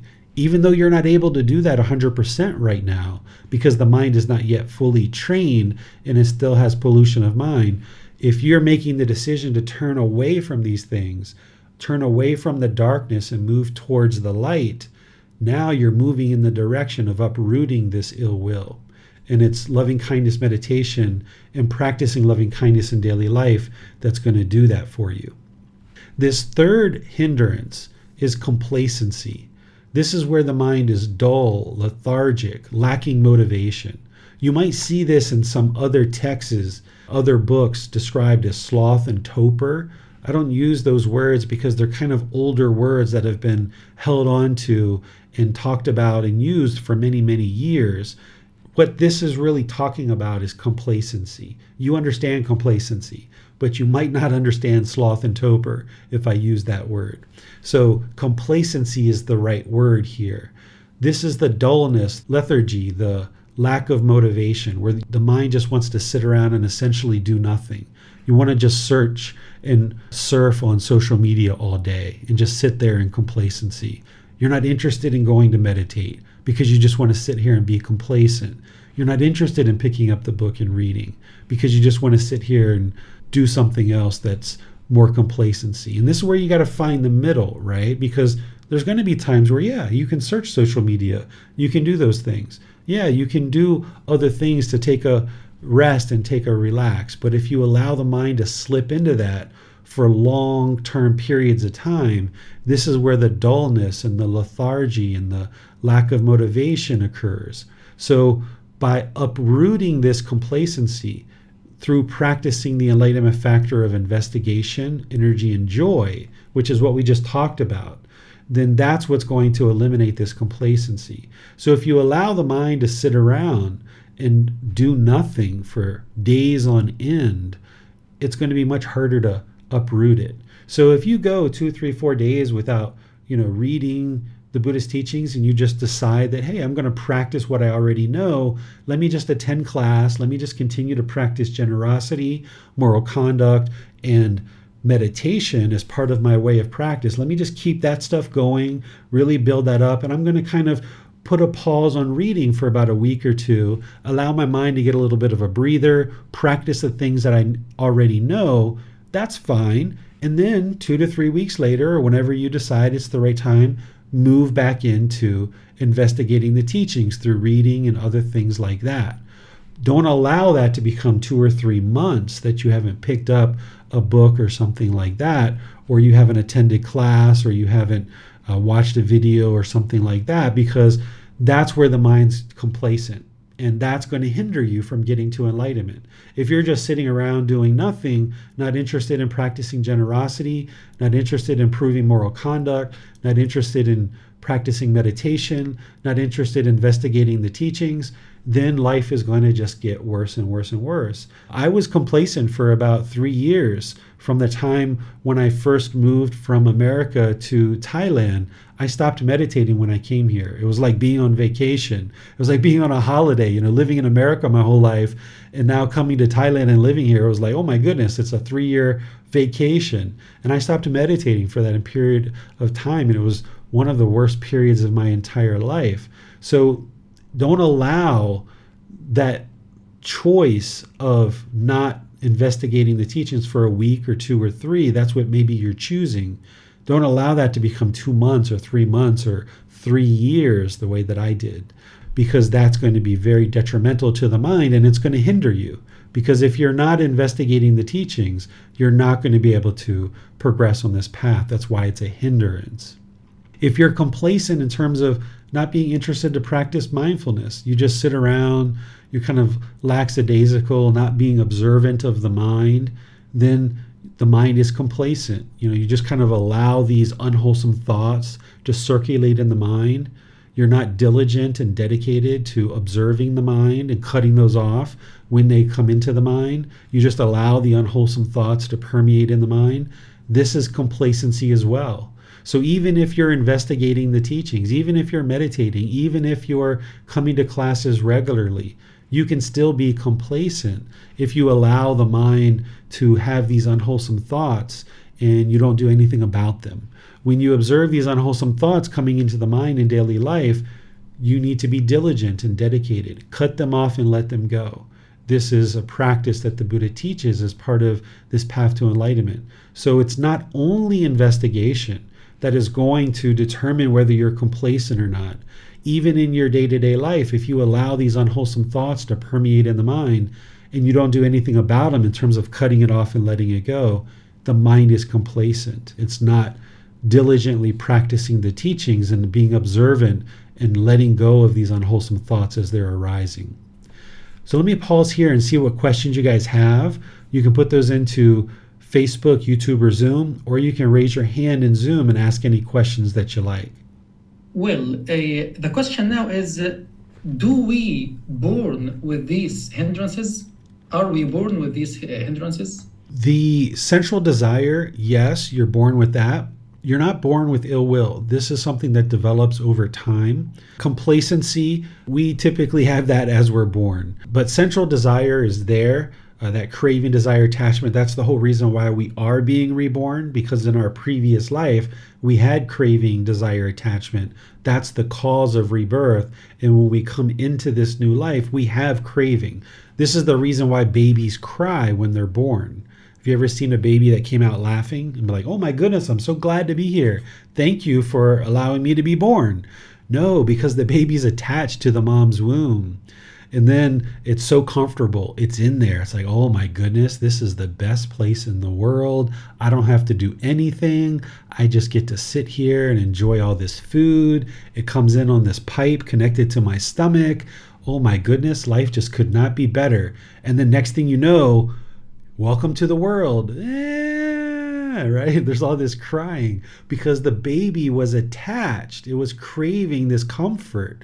It was craving this luxurious condition inside the mom's stomach. And this is why we cry when we come out of our mom's stomach, because we're attached. We thought this was going to be permanent. And now when we experience this impermanence of coming out of the birthing canal or having a C-section, that impermanence the mind doesn't like, and that's why the baby cries. It's discontent. It's experiencing painful feelings. So we are born with sensual desire. That's the whole reason why we are being reborn. But children, when we're born, we don't have ill will. This is a conditioned aspect of the mind. This mental object gets formed based on many experiences in our life. When we have people that are harsh and aggressive, hostile to us, then we form this mental object of ill will, and we start to also be hostile, aggressive, resentful, and things like this. And then complacency, we're pretty much born with that. Well, thanks, teacher. Teacher David, what would an example be of someone that has significantly reduced, number one, sensual desires, and number two, ill will? I've seen significantly reduced in other teachings. Yeah, so as you move into the jhanas, in order to get to the jhanas, you have to understand the core teachings of the three universal truths, the Four Noble Truths, the Eightfold Path, the five precepts. You have to put together your meditation practice and a lot of other things. But someone who's moving into the jhanas, they will be distant from sensual pleasures. They will no longer see them as something that is going to produce beneficial results in their life. They still have sensual desire when they're in the jhanas, but they've kind of distanced themselves from them. Therefore, their discontentedness has diminished. As they're getting further and further away from distancing themselves physically from the sensual desire, the mind still has sensual desire. There's two steps to eliminating sensual desire. There's distancing yourself from the object of affection. Then there's eliminating the craving that's in the mind. So when you distance yourself from sensual desires, then the mind will have eliminated a certain degree of sensual desire. It would have diminished them. So therefore, you'll see discontentedness diminish a little bit. And as you get closer to that first stage of enlightenment, the second stage of enlightenment, and so forth, discontentedness will diminish more and more and more. And that would be an indication of somebody who is significantly diminishing sensual desire, or getting the mind to eliminate more and more of it, because they won't experience as much discontentedness.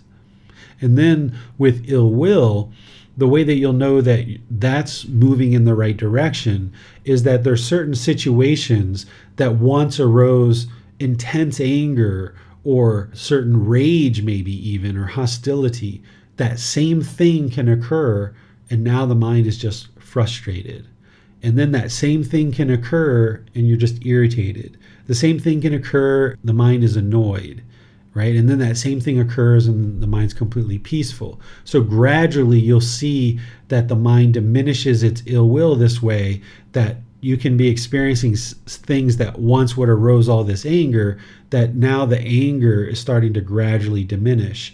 And then you'll start seeing what comes through in the mind is this practice of intention, speech, and actions that are polite, kind, friendly, and respectful. Where in the past we might have been harsh or aggressive or hostile with our intention, speech, and actions. Now, with more loving kindness in the mind and the diminishing of ill will, we'll see more politeness, kindness, friendliness, and respect come through, because the ill will is diminished and there's more of this genuine interest in seeing all beings be well. And you know that part of seeing all beings be well is being polite, kind, and friendly, respectful to others, so that you're not causing them any harm. So for clarification, the indicator would be the amount of discontentedness, just seeing that significantly reduced. Whereas I was more looking to see if there would be an example of, say, there's a married couple, and say the only sensual desire that one notices is just making love or having sex with the spouse, but remaining all the other senses seem to be guarded. So I was wondering if that could be considered significantly reduced, in regards to that, or is it just as what I gleaned from what you just said, that it's just significantly reducing the amount of discontentedness? It's reducing the amount of discontentedness and the severity of it, because the severity of your discontentedness is based on how much you really crave a certain thing. Whereas if you have just a minor kind of craving, you're just going to have a minor little bit of discontentedness. Whereas if you have a significant craving, desire, attachment, there's going to be significant discontentedness. And if you have a lot of craving, desire, attachments, then you're going to be experiencing discontentedness repeatedly and continuously, rather than this diminishing where you don't experience it as frequently and you don't experience it as significantly. But in terms of sexual intercourse, since you brought that up, someone who's diminishing sensual desire, one of the strongest sensual desires that we have is the desire for sexual intercourse. So what you'll notice is if you've had a lot of desire for sexual intercourse in the past, but you're kind of observing that those desires aren't as strong anymore, maybe you're not as interested in having sexual intercourse as frequently or as often or for as long of a period. It's like, yeah, I kind of been there, done that.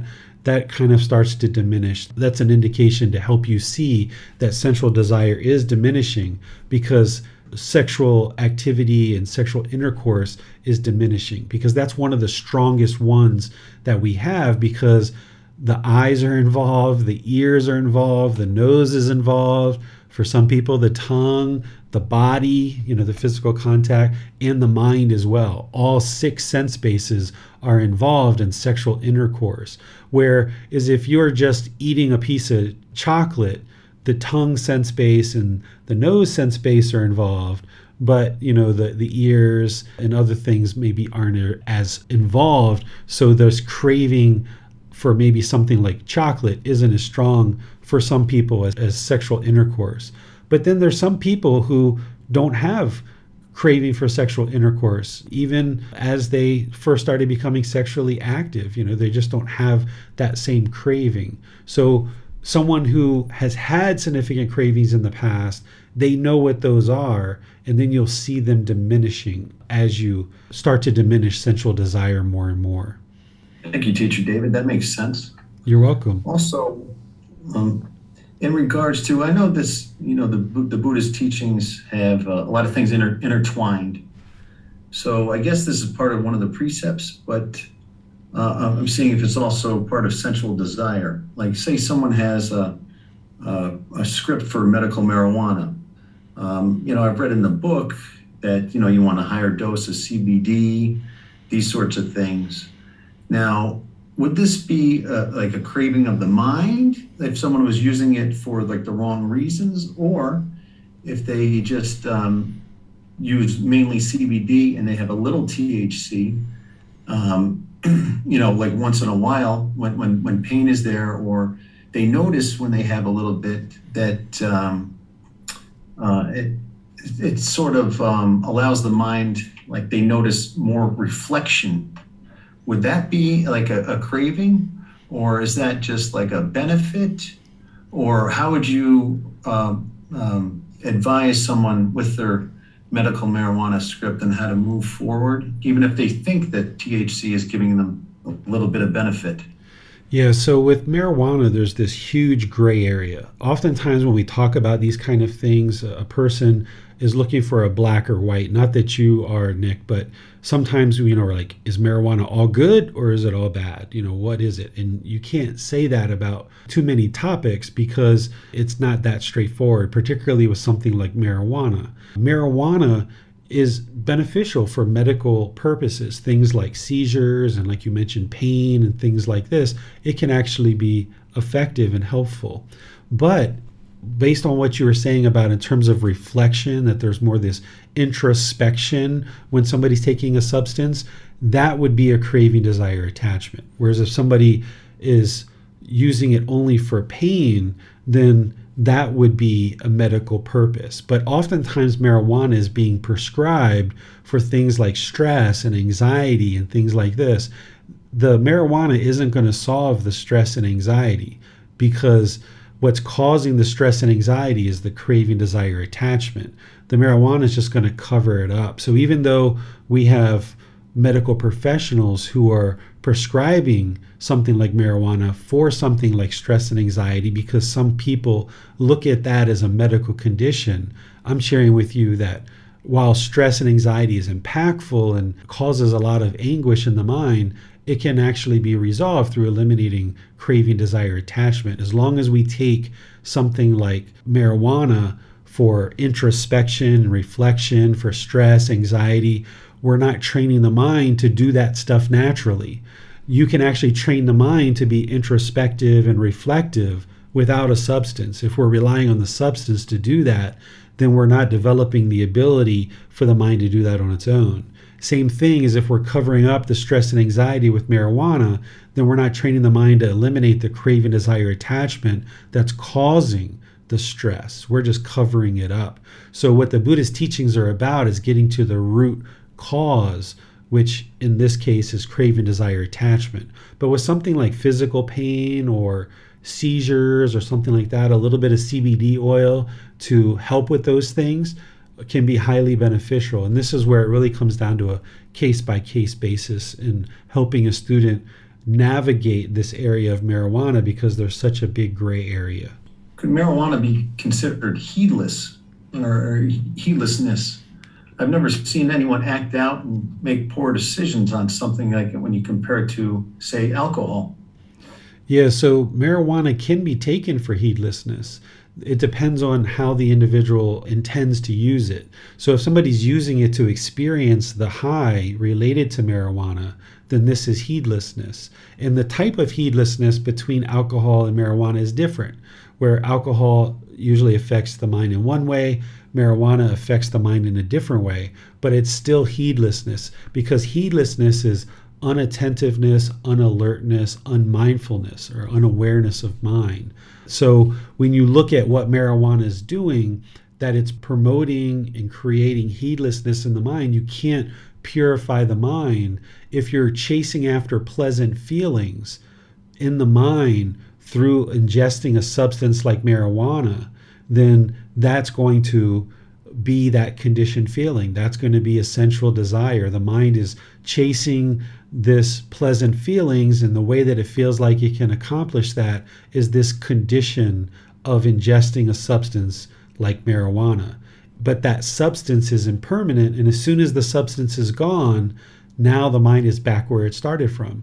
And now it's addicted to the substance of using it over and over in order to experience these pleasant feelings that it wants. Where if you let go of that temporary pleasant feeling based on this substance of marijuana, now you can get to the permanent joy of enlightenment, where the mind is peaceful, calm, serene, and content with joy, because you've uprooted something like central desire, and now the mind can blossom into this natural radiance, this natural experience of experiencing enlightenment.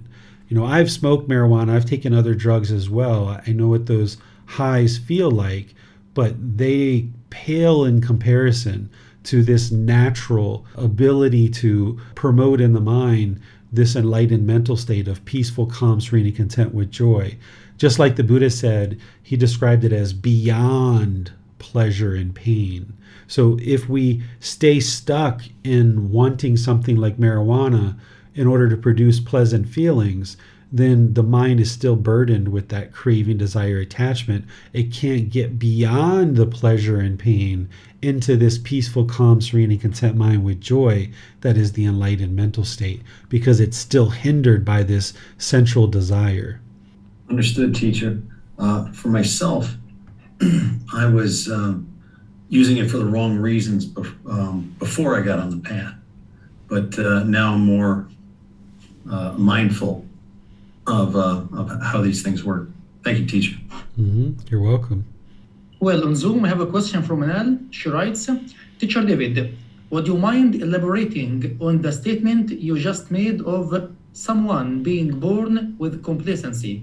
Yeah, so when a baby is born in the womb, the baby's complacent, right? It's just sitting around, essentially not doing anything. When we're born, we are just pooping, peeing, eating, doing these basic things. We're sitting around being complacent. What are we interested to do as kids? We want to play all day, right? We just want to play. We just want to play. We don't want to do work. This is why children aren't interested in washing the dishes or taking out the trash or washing clothes or ironing clothes. They just want to play. They're complacent. So we're born with that, and that is experienced as we are children. But then at some point, we need to move beyond that and realize that in order to be successful in life, successful meaning being a member of society, living peacefully with others, that we need to have this energy to do something, this willingness, this motivation, this encouragement to actually do things in the world and benefit others in some cases, that we need to find ways to help others and help ourselves and help our families, that we can't just sit around and play all day like we did when we were children. Well, let's go back to Nekka. Thank you, Boston. Yes, Teacher David. Michael has a question on Facebook. He writes, can you give examples on how to use energy as an enlightenment factor? Yeah, so energy is having that motivation, that encouragement, that enthusiasm to do something. And this really comes down to pulling up your boots and putting on your pants and making it happen. Oftentimes people ask me, Teacher, I feel so complacent. How do I get out of this? Well, you need to investigate the teachings, but you also need to spring up that energy where you just got to pull up your boots and you just got to do it. The mind wants to stay in the darkness. The mind wants to hold on to this complacency. It wants to just sit around and do nothing. But you've got to move the mind in the other direction. It's a struggle sometimes. It can be really challenging. Sometimes you have to bite off little tiny things. At one point in my life, I had to leave college for a while. I was on all kinds of psychotropic medications and all these kind of things, and I was very deep in depression for many years. And I was staying at this farmhouse where I was at all day long, all by myself. And I couldn't even get off the sofa. I couldn't even get out of bed. I was so depressed. There were some days where I was sleeping like literally 23 hours a day. And I had to do that little by little. I would go out for a 5-minute walk in the sun, and then I would be depressed and I would just go back in. And then the next day I would go out for 6 minutes or 7 minutes and then come back in. And, I just gradually got back out into society. And sometimes you have to do these little steps, little by little by little. And that's what it's going to take, is you've got to just pull up your boots. You got to put on your pants. You got to go out there little by little by little and find these little successes along the way. And this is how you spring up energy in the mind. There's no special meditation. There's nothing I can say to you. There's no special button on your body that you can push and the energy is going to spring up. You've got to bring that into the mind through your own willingness, your own determination to get out there into the world and do things. Chris has his hand raised. Let's go to him. Hi, Teacher David. Hi, everyone. Teacher David, I have been reflecting on all these things that you're saying and thinking about, you just mentioned helping others, and I'm fascinated from a disability perspective, but also from a worldly perspective on a lot of this. When it comes to helping others, would you say that the best way to do that is to keep practicing and growing and helping these teachings take root personally, and then sharing just as you can, but primarily being kind of a living example, if you will, of the teachings? Or is there some way to share in a way while you're learning to help kind of change what's going on in the minds of other people, I guess? Yeah. Thank you. Yeah, you're welcome. Thanks for the question, Chris. It's important to always remember and always understand that your journey on this path to enlightenment is your journey. It's an independent journey. There's never a time where, we should be on a street corner beating a drum and trying to convince other people to walk on this path, or pushing or forcing other people to learn about these teachings. So in terms of helping others, yes, one way that we can help others is to invite people in to learn and practice with us, but without craving, desire, attachment for that to occur. But there's lots of ways to help other people. You can just be walking down the street and smile at somebody. That's a little thing that you can do to help somebody. Today we were out with some friends, and there's this little 5-year-old boy that was sitting next to me at this table. There was this girl's birthday, and I just said to him, I said, I really like your haircut. You have such a nice haircut. He has a buzz cut, the same as what I've got. And I was just like, oh, I really like your haircut, right? These little things like this, it's just being positive and motivating and encouraging. Sometimes when we think about helping people, we think about changing the world. We're not interested in changing the world. In order to progress to enlightenment, you have to be interested in changing your own mind. What a Buddhist practitioner is doing is looking to understand the mind, understand the world. And by understanding how the world functions through these natural laws of existence, then your mind can move into this peaceful, calm, serene, and content with joy. If we had a craving to change the world, we wouldn't be able to actually help and improve things in the world. So the Buddha helped the world tremendously by sharing his teachings, but he did it without craving, desire, attachment. That's why it was so successful, and it continues to this day, and it will continue long after all of us are gone. So always be sure to focus on your own practice. That's number one. And then as you see someone in your life that might be interested in the teachings, then yeah, you can suggest something. You might be able to mention something, but some people are just not interested. I think one of the best ways is to give people a gift. This book that I share, I think that, wrapping it up for a birthday gift or a holiday gift or just any kind of gift for any reason whatsoever, just practicing generosity. By practicing generosity of helping the community to share invitations for people to come join the group learning program and know that we're having a retreat in America and things like this. And it's not that you go out in the street and you push people and you force people and you tell people, but you just put it out there through Facebook, through an email, through different things that you might share, and then let people step forward. Oftentimes, if you've been brought up in a certain tradition, you might have been brought up to think that we have to go out and push these teachings into the world. But actually, that's not the way it works. Instead, we bring the teachings into our own life. We pull them into our own life.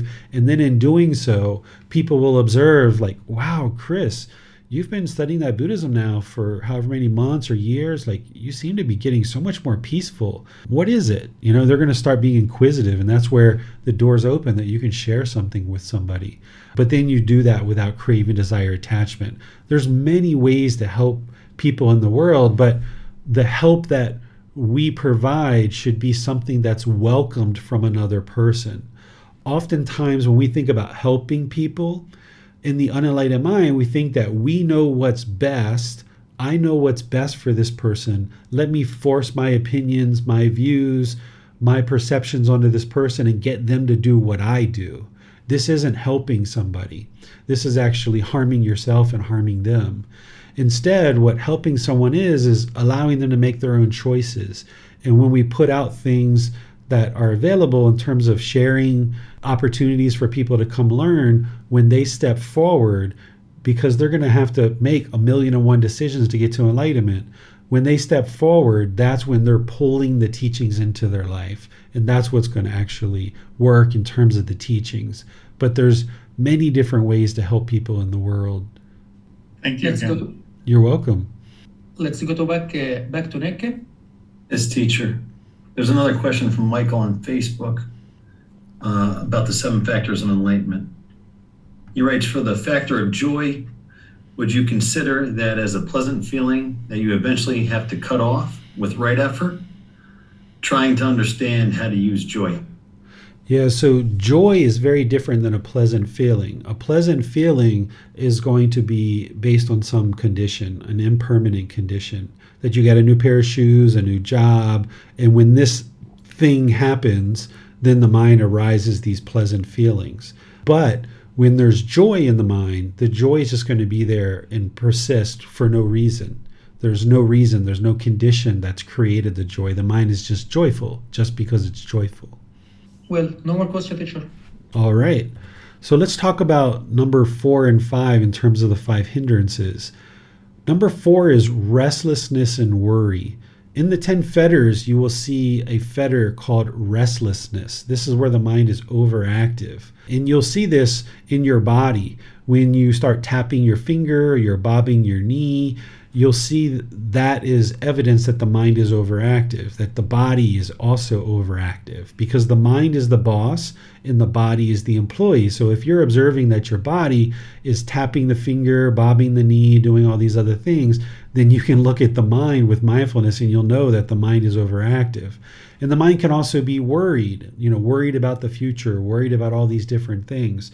So when the mind is having restlessness and when the mind is worried, there's this confusion, there's this distraction, there's this restless state of mind where the mind can also be worried about your own unskillful conduct. Whereas if you do something that is unwholesome, you can be really worried about it. Oh my God, what's going to happen to me? Oh my goodness, what's going to happen? I'm going to have unwholesome karma. This is the restlessness and worry. You have to understand that you are going to make mistakes. As you're learning this path, you can't snap your fingers and be perfect. Just because you heard me teach the Eightfold Path, you're not going to be able to implement it the next day and be perfect.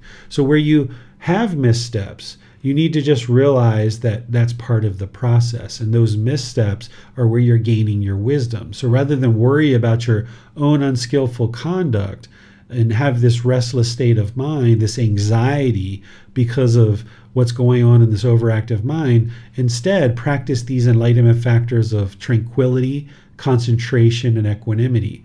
That's what's going to bring in the calmness into the mind and calm the mind down, quiet it and still it.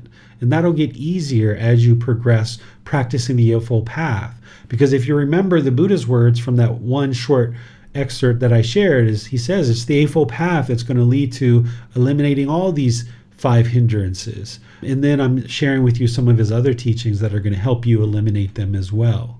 So practicing tranquility, concentration, equanimity from the 7 factors of enlightenment, yes, that's going to eliminate restlessness and worry. But those by themselves wouldn't eliminate restlessness and worry. You also need the Eightfold Path in order to practice all of those teachings to eliminate restlessness and worry as well. But where you see restlessness and worry coming into the mind, then you know to practice tranquility, concentration, equanimity, and let go of this craving, desire, attachment to be perfect all the time. But also, don't be complacent and just be like, yeah, I did this thing unwholesome, so what? Who cares? So you're not interested in being complacent, but you're also not interested in craving to be perfect all the time. You got to find that middle where you're diligently working towards improvements, where you observe, yeah, I was unskillful here. I was wrong. Let me apologize. I'm sorry. And apologize, and then work to improve, gain more wisdom, make it better. Number 5 is doubt. This is also one of the 10 fetters. Doubt is having doubt in the Buddha, having doubt about his teachings, having doubt about the community, having doubt about your teacher, and having doubt about your own ability to attain enlightenment. So if you have doubt about the teachings and the ability of them to lead you and guide you to enlightenment, initially this can actually be really healthy. I call this healthy doubt, because if you have this doubt that you're not quite sure whether these teachings are going to lead to enlightenment or not, that can actually spring up the interest to have the enlightenment factor of investigation. And if you have this healthy doubt where it springs up this intrigue and this inquisitive mind where you're interested in investigating the teachings, now when you investigate the teachings and you're learning, reflecting, and practicing, the more you observe the condition of the mind improving, you will eventually eliminate the doubt. That's how doubt ultimately gets eliminated, is through the enlightenment factor of investigation. The more you investigate the teachings and you learn, reflect, and practice, and you see the discontentedness diminish, that's where doubt gets eliminated. Doubt doesn't get eliminated through belief, because as you've heard me share multiple times, is you shouldn't believe anything whatsoever. So it's not belief that's going to lead to the elimination of doubt. It's through investigation and then applying the teachings in your daily life. And that's where you'll actually see this wisdom come onto the mind. And now you'll build your confidence that, wow, that used to make me extremely angry. Now I'm just kind of annoyed by that. Oh, now it happened again, and I feel completely peaceful. Wow, this Buddha was surely enlightened. His teachings are surely leading the mind to a improved condition. My life, my relationships are improving. Wow, this community of practitioners that I'm part of is really being supportive. My teacher is really helping me. They're interested, they're dedicated, they're willing to share these teachings with me without reservations. And wow, look at what I've done. I went from anger to being completely peaceful in this situation. I have the ability to do this. I just need to keep doing it on a consistent long-term basis. And that's what's ultimately going to eradicate doubt 100%. There's other hindrances as well besides the ones that we've been talking about here. These are the 5 hindrances, and this is a certain level of detail, but they are also hindrances that go deeper than this. And there's also one hindrance above all of this. The hindrance of all hindrances is the ignorance or unknowing of true reality. That's the high level challenge that everybody's facing, that is in the unenlightened mental state. If your mind is unenlightened, you have this major hindrance of ignorance or unknowing of true reality. And the way to fix that is through investigation of the teachings, what you're doing through learning like this. So while these are a certain level of detail, these 5, there's some that are deeper than that, but always keep in mind that the hindrance of all hindrances is ignorance, the unknowing of true reality. And the antidote to that is wisdom. And the way that you get to wisdom is you learn the teachings, you independently verify them to see the truth. You seek guidance where you need guidance. And when you independently see the truth, that's where you gain wisdom. And this wisdom is what will antidote and remedy the ignorance.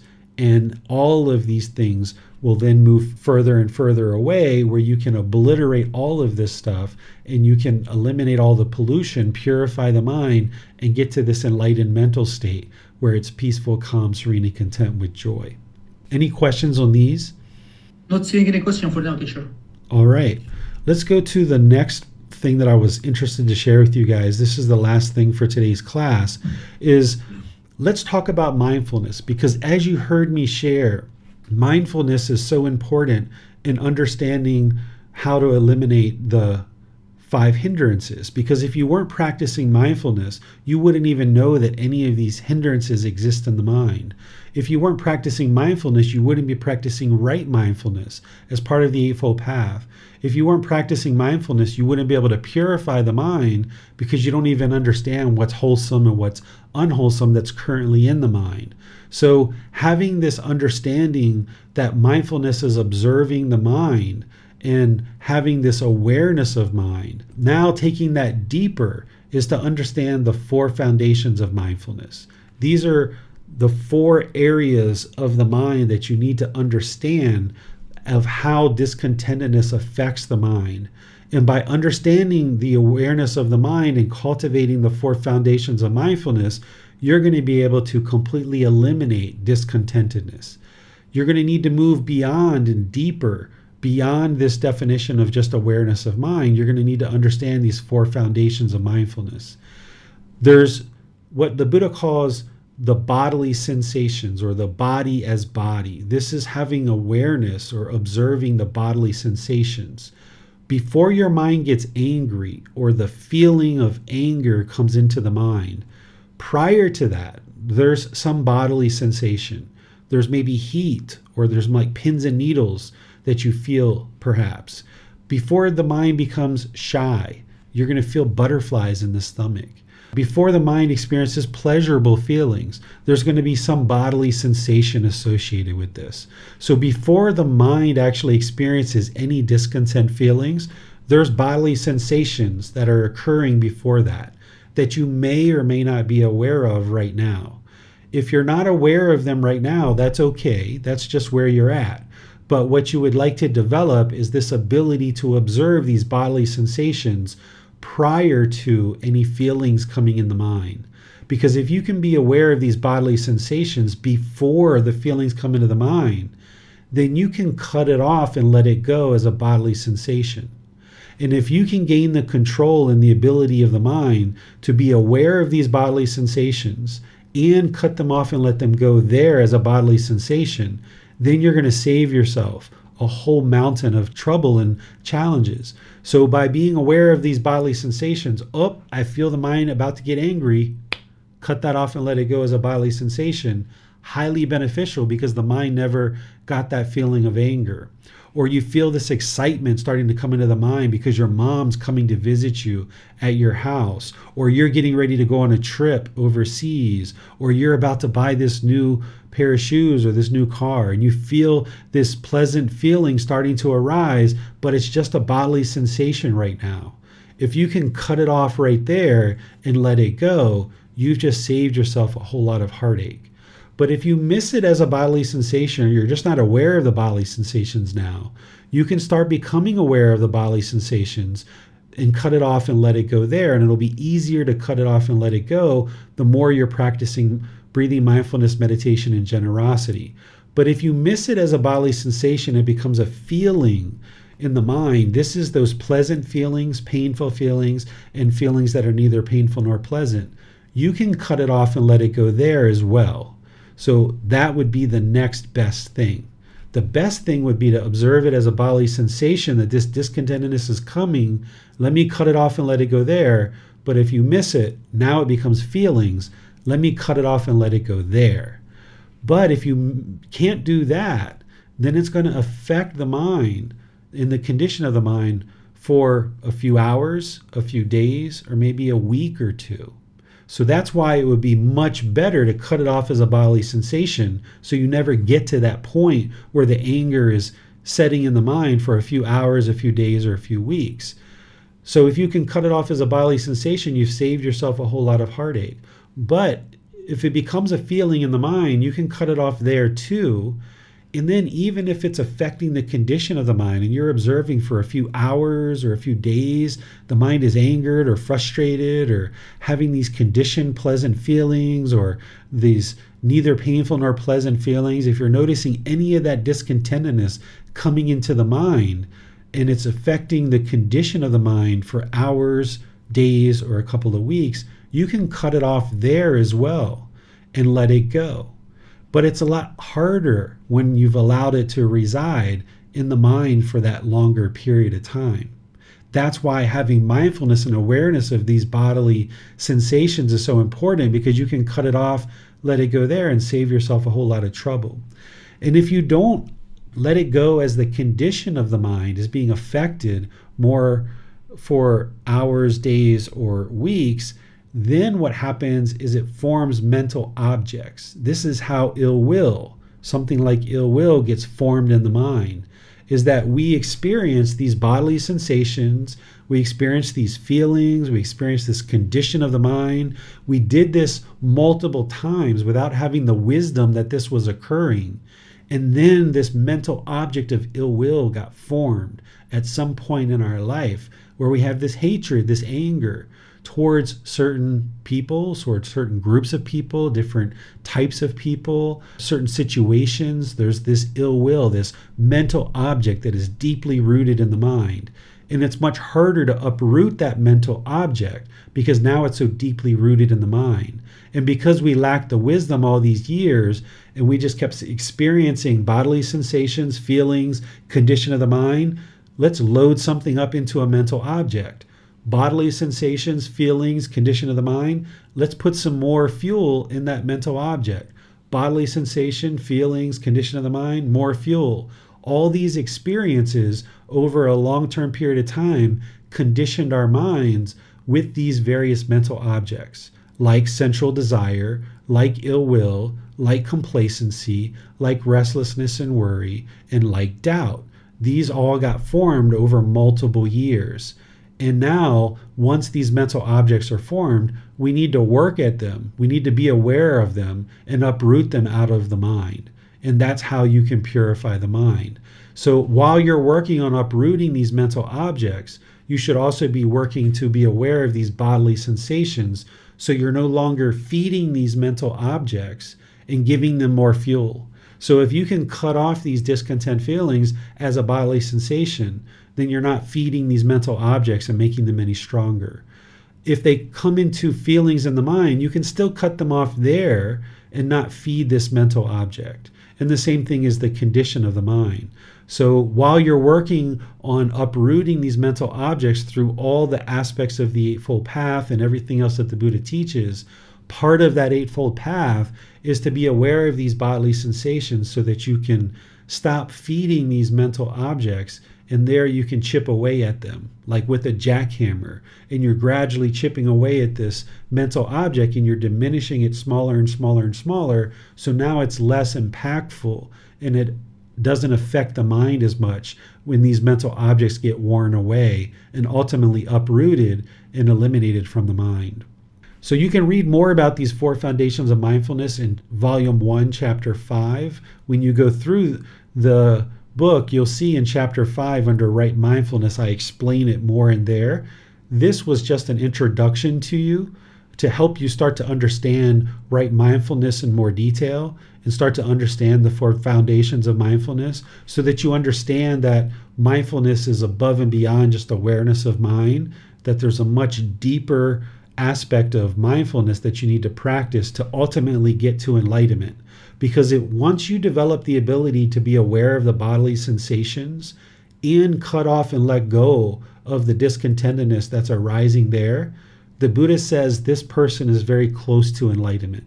Enlightenment is very close because you've developed the ability to be aware of the bodily sensations so well. You would have had to practice these teachings really deeply to get to that point, and to be able to cut it off and let it go as a bodily sensation, you would have had to develop the mind really well to be able to get to that point. So enlightenment is very close for someone who has that ability to observe the bodily sensations and cut it off and let it go there. If you keep allowing the feelings to come into the mind, then the mind is still experiencing discontentedness. You've got to get ahead of that and cut it off as a bodily sensation and let it go there. And this person is very close to enlightenment. So let me see what questions you guys have as we end out our class today. You can put those into Facebook, YouTube, or Zoom, or you can raise your hand electronically and ask any questions that you like. Well, on Zoom, Manal has a question. She writes, when experiencing what you described as joy, the mind tries to investigate a few things to see whether it too may be impermanent or conditioned. There doesn't seem to be anything attached to this joy as observed, but one of the things which comes up is boredom. How would one differentiate between experiencing peace or joy for some period without running into the mind still grasping that there may be a boredom? Yeah, so boredom is still discontentedness. And what you'll typically experience as you're moving the mind and transforming it to enlightenment is that for the vast majority of our life, all that we've ever known is craving, desire, attachment. That's how we avoid these painful feelings. That when we experience things like anger or sadness or boredom or loneliness or any of these other discontent feelings, we grasp for something. We chase after the pleasant feelings. We buy a new pair of shoes, or we have sex, or we gamble, or we go shopping. This is what brings the mind out of those painful feelings into the pleasant feelings. But yet that's part of the problem too. But we don't understand that in the unenlightened mind. So as the mind is so used to having craving, desire, attachment, and it doesn't know any other way, as you start diminishing craving, desire, attachment, and the mind is no longer chasing after the objects of its affection, it's very common for boredom to come into the mind because the mind still has this grasping. There's this residual grasping that's in the mind, and there's this boredom that comes into the mind. So it's only through continuing to practice, being diligent in your practice. There's no special remedy for boredom because boredom is a discontent feeling. What causes discontentedness? Craving, desire, attachment. Well, how do we eliminate discontentedness? We need to eliminate craving, desire, attachment. Well, how do we eliminate craving, desire, attachment? Practicing breathing, mindfulness, meditation, and generosity, and then being aware of these bodily sensations that when boredom arises, there's going to be bodily sensations that happen before that.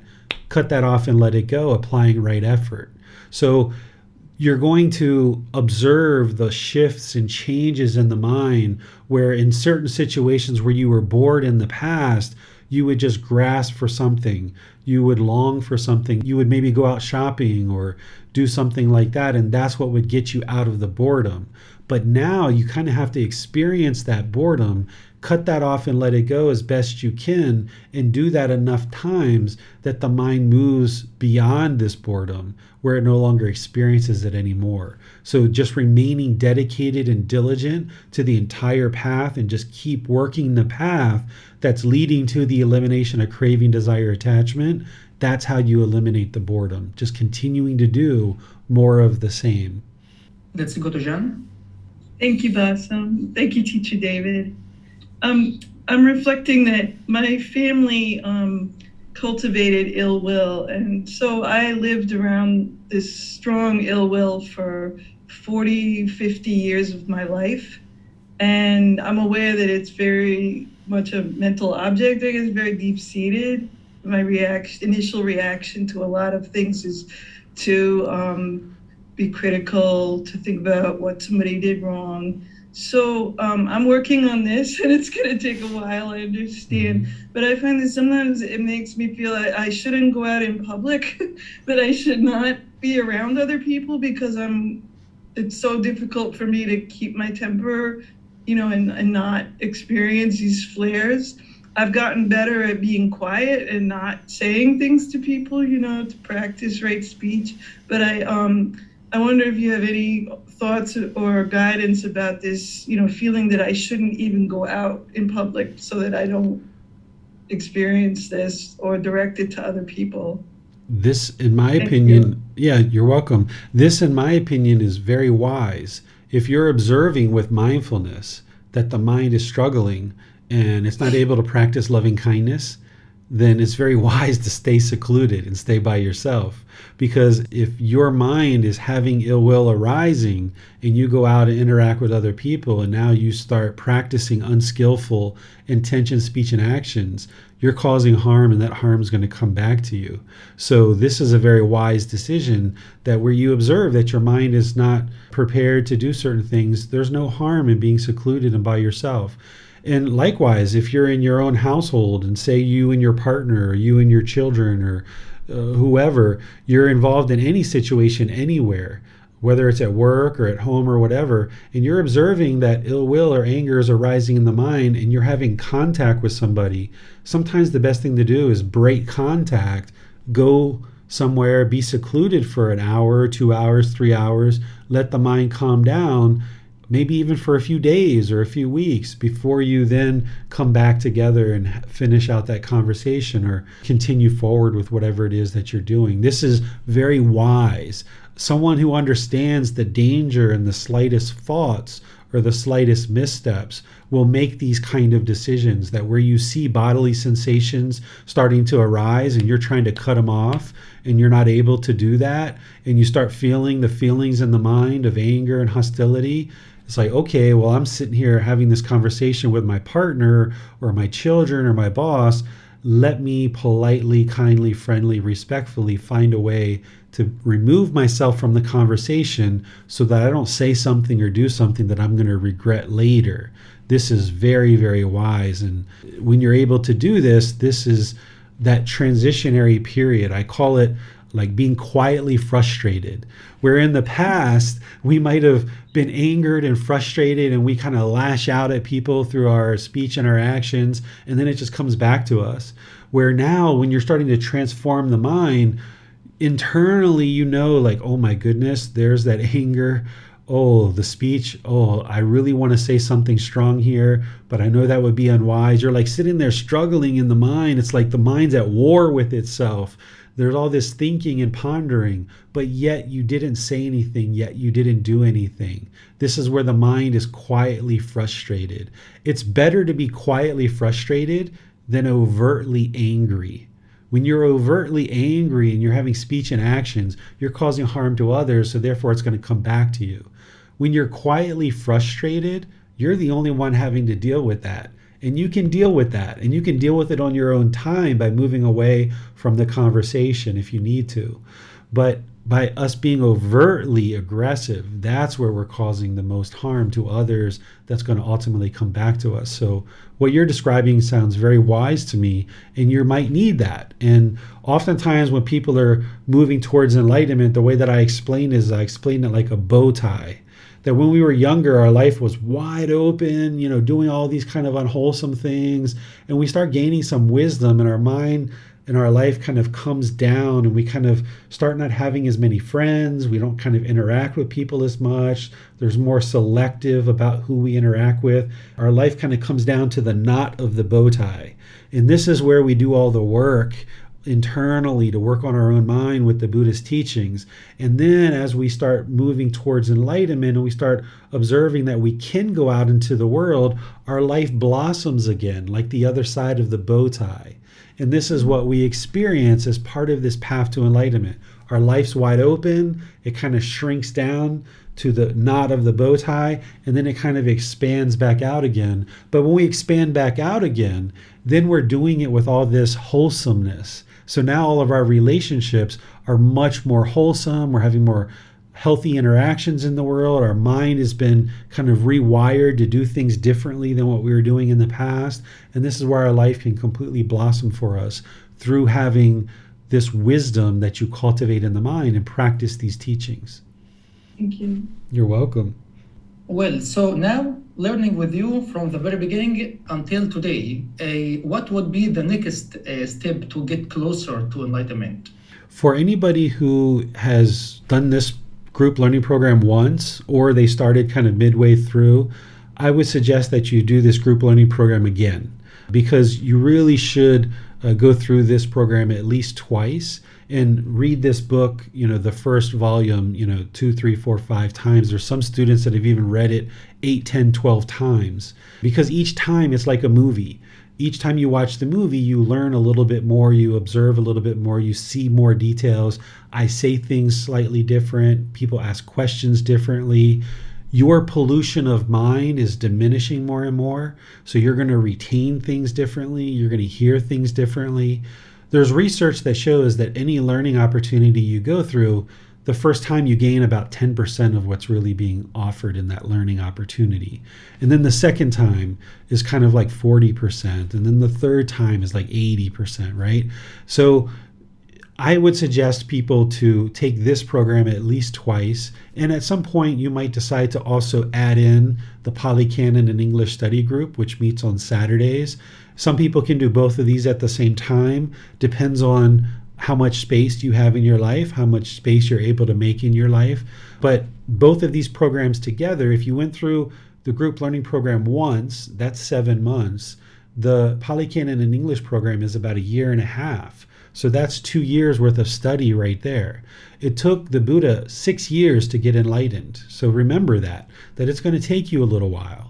It's not a quick thing. There's not a quick fix here. It's going to take you a little while. So if you did the group learning program more than once, and you did the Pali Canon and English study group more than once, you're talking many years of time, effort, energy, and resources to learn and practice. And all the decisions that you're making in terms of your meditation and practicing generosity and going to retreats and different events and things like this, it becomes your lifestyle, that you're not just doing this because it's a fad of learning the Buddhist teachings. You're not just meditating because it's a fad. You're doing it with real intention and real dedication to improve the condition of the mind. And you realize that it's a lifelong journey. And for many of us, it's a multiple life journey. You might have been studying these teachings in previous lives, right? So it's a multiple life journey. It's a multiple year journey. So anybody who thinks that, they can study the Buddhist teachings in 1 year, 2 years and get to enlightenment, then this is probably the ego speaking, right? The ego wants you to believe that that's what you can do. So just dedicate yourself to know that it's going to be a long-term growth, long-term progression, and that learning multiple times in a program like this, you can just soak into the teachings deeper and deeper and deeper.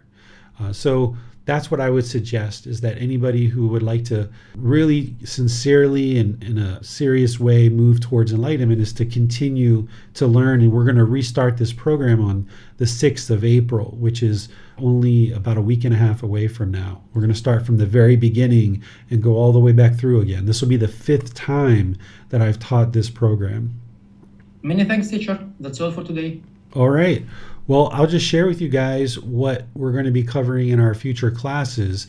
Next Sunday is the 3rd of April, and we're going to be doing a special class which is titled Getting to Know the Teacher. We did this about 2 years ago, where basically I just started class and opened up to any and all questions that you guys had, where you can get to know me. You can ask me any and all questions. I'll answer any question that you ask. I would suggest that you perhaps think about some questions that you would maybe like to know about me, or more specifically, the reason why we're doing this is that any of the struggles and difficulties that I've had in my life that I've overcome, this is an opportunity for you to benefit and gain understanding, because you might be experiencing some of those same challenges and difficulties. So any and all questions related to this path or related to the practice that I have of this path, my understanding of these teachings, anything and anything that you would like to know. If you're interested in knowing what my childhood was like, what my early adulthood, what my adult life was like, what I'm looking to do in the future going forward, any and all questions that you would like to ask, that's going to be next Sunday.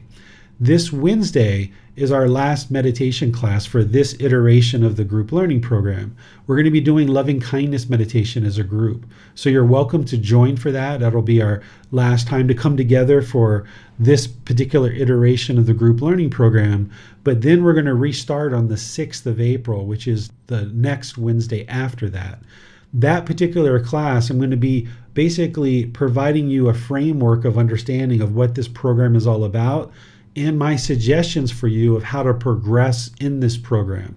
What's kind of the best ways to learn and progress, and kind of setting up the whole class. If you ever took a college class or any kind of class in high school or whatever, there's always kind of like that first day of class where the professor is kind of helping the students understand a framework of the program or the class and kind of the ways to be most successful in that program or that class going forward. So I'm going to do that on the 6th of April, which is a Wednesday. So if you don't typically attend the Wednesday classes, remember that's going to be recorded, so you can watch that on Facebook, YouTube, or listen to it on the podcast. And then 2 Sundays from now will be where I'll start a 3-part series of the Eightfold Path. We're going to break down the Eightfold Path, which is the path to enlightenment, in 3 individual classes, so we can talk about it in detail in each individual class.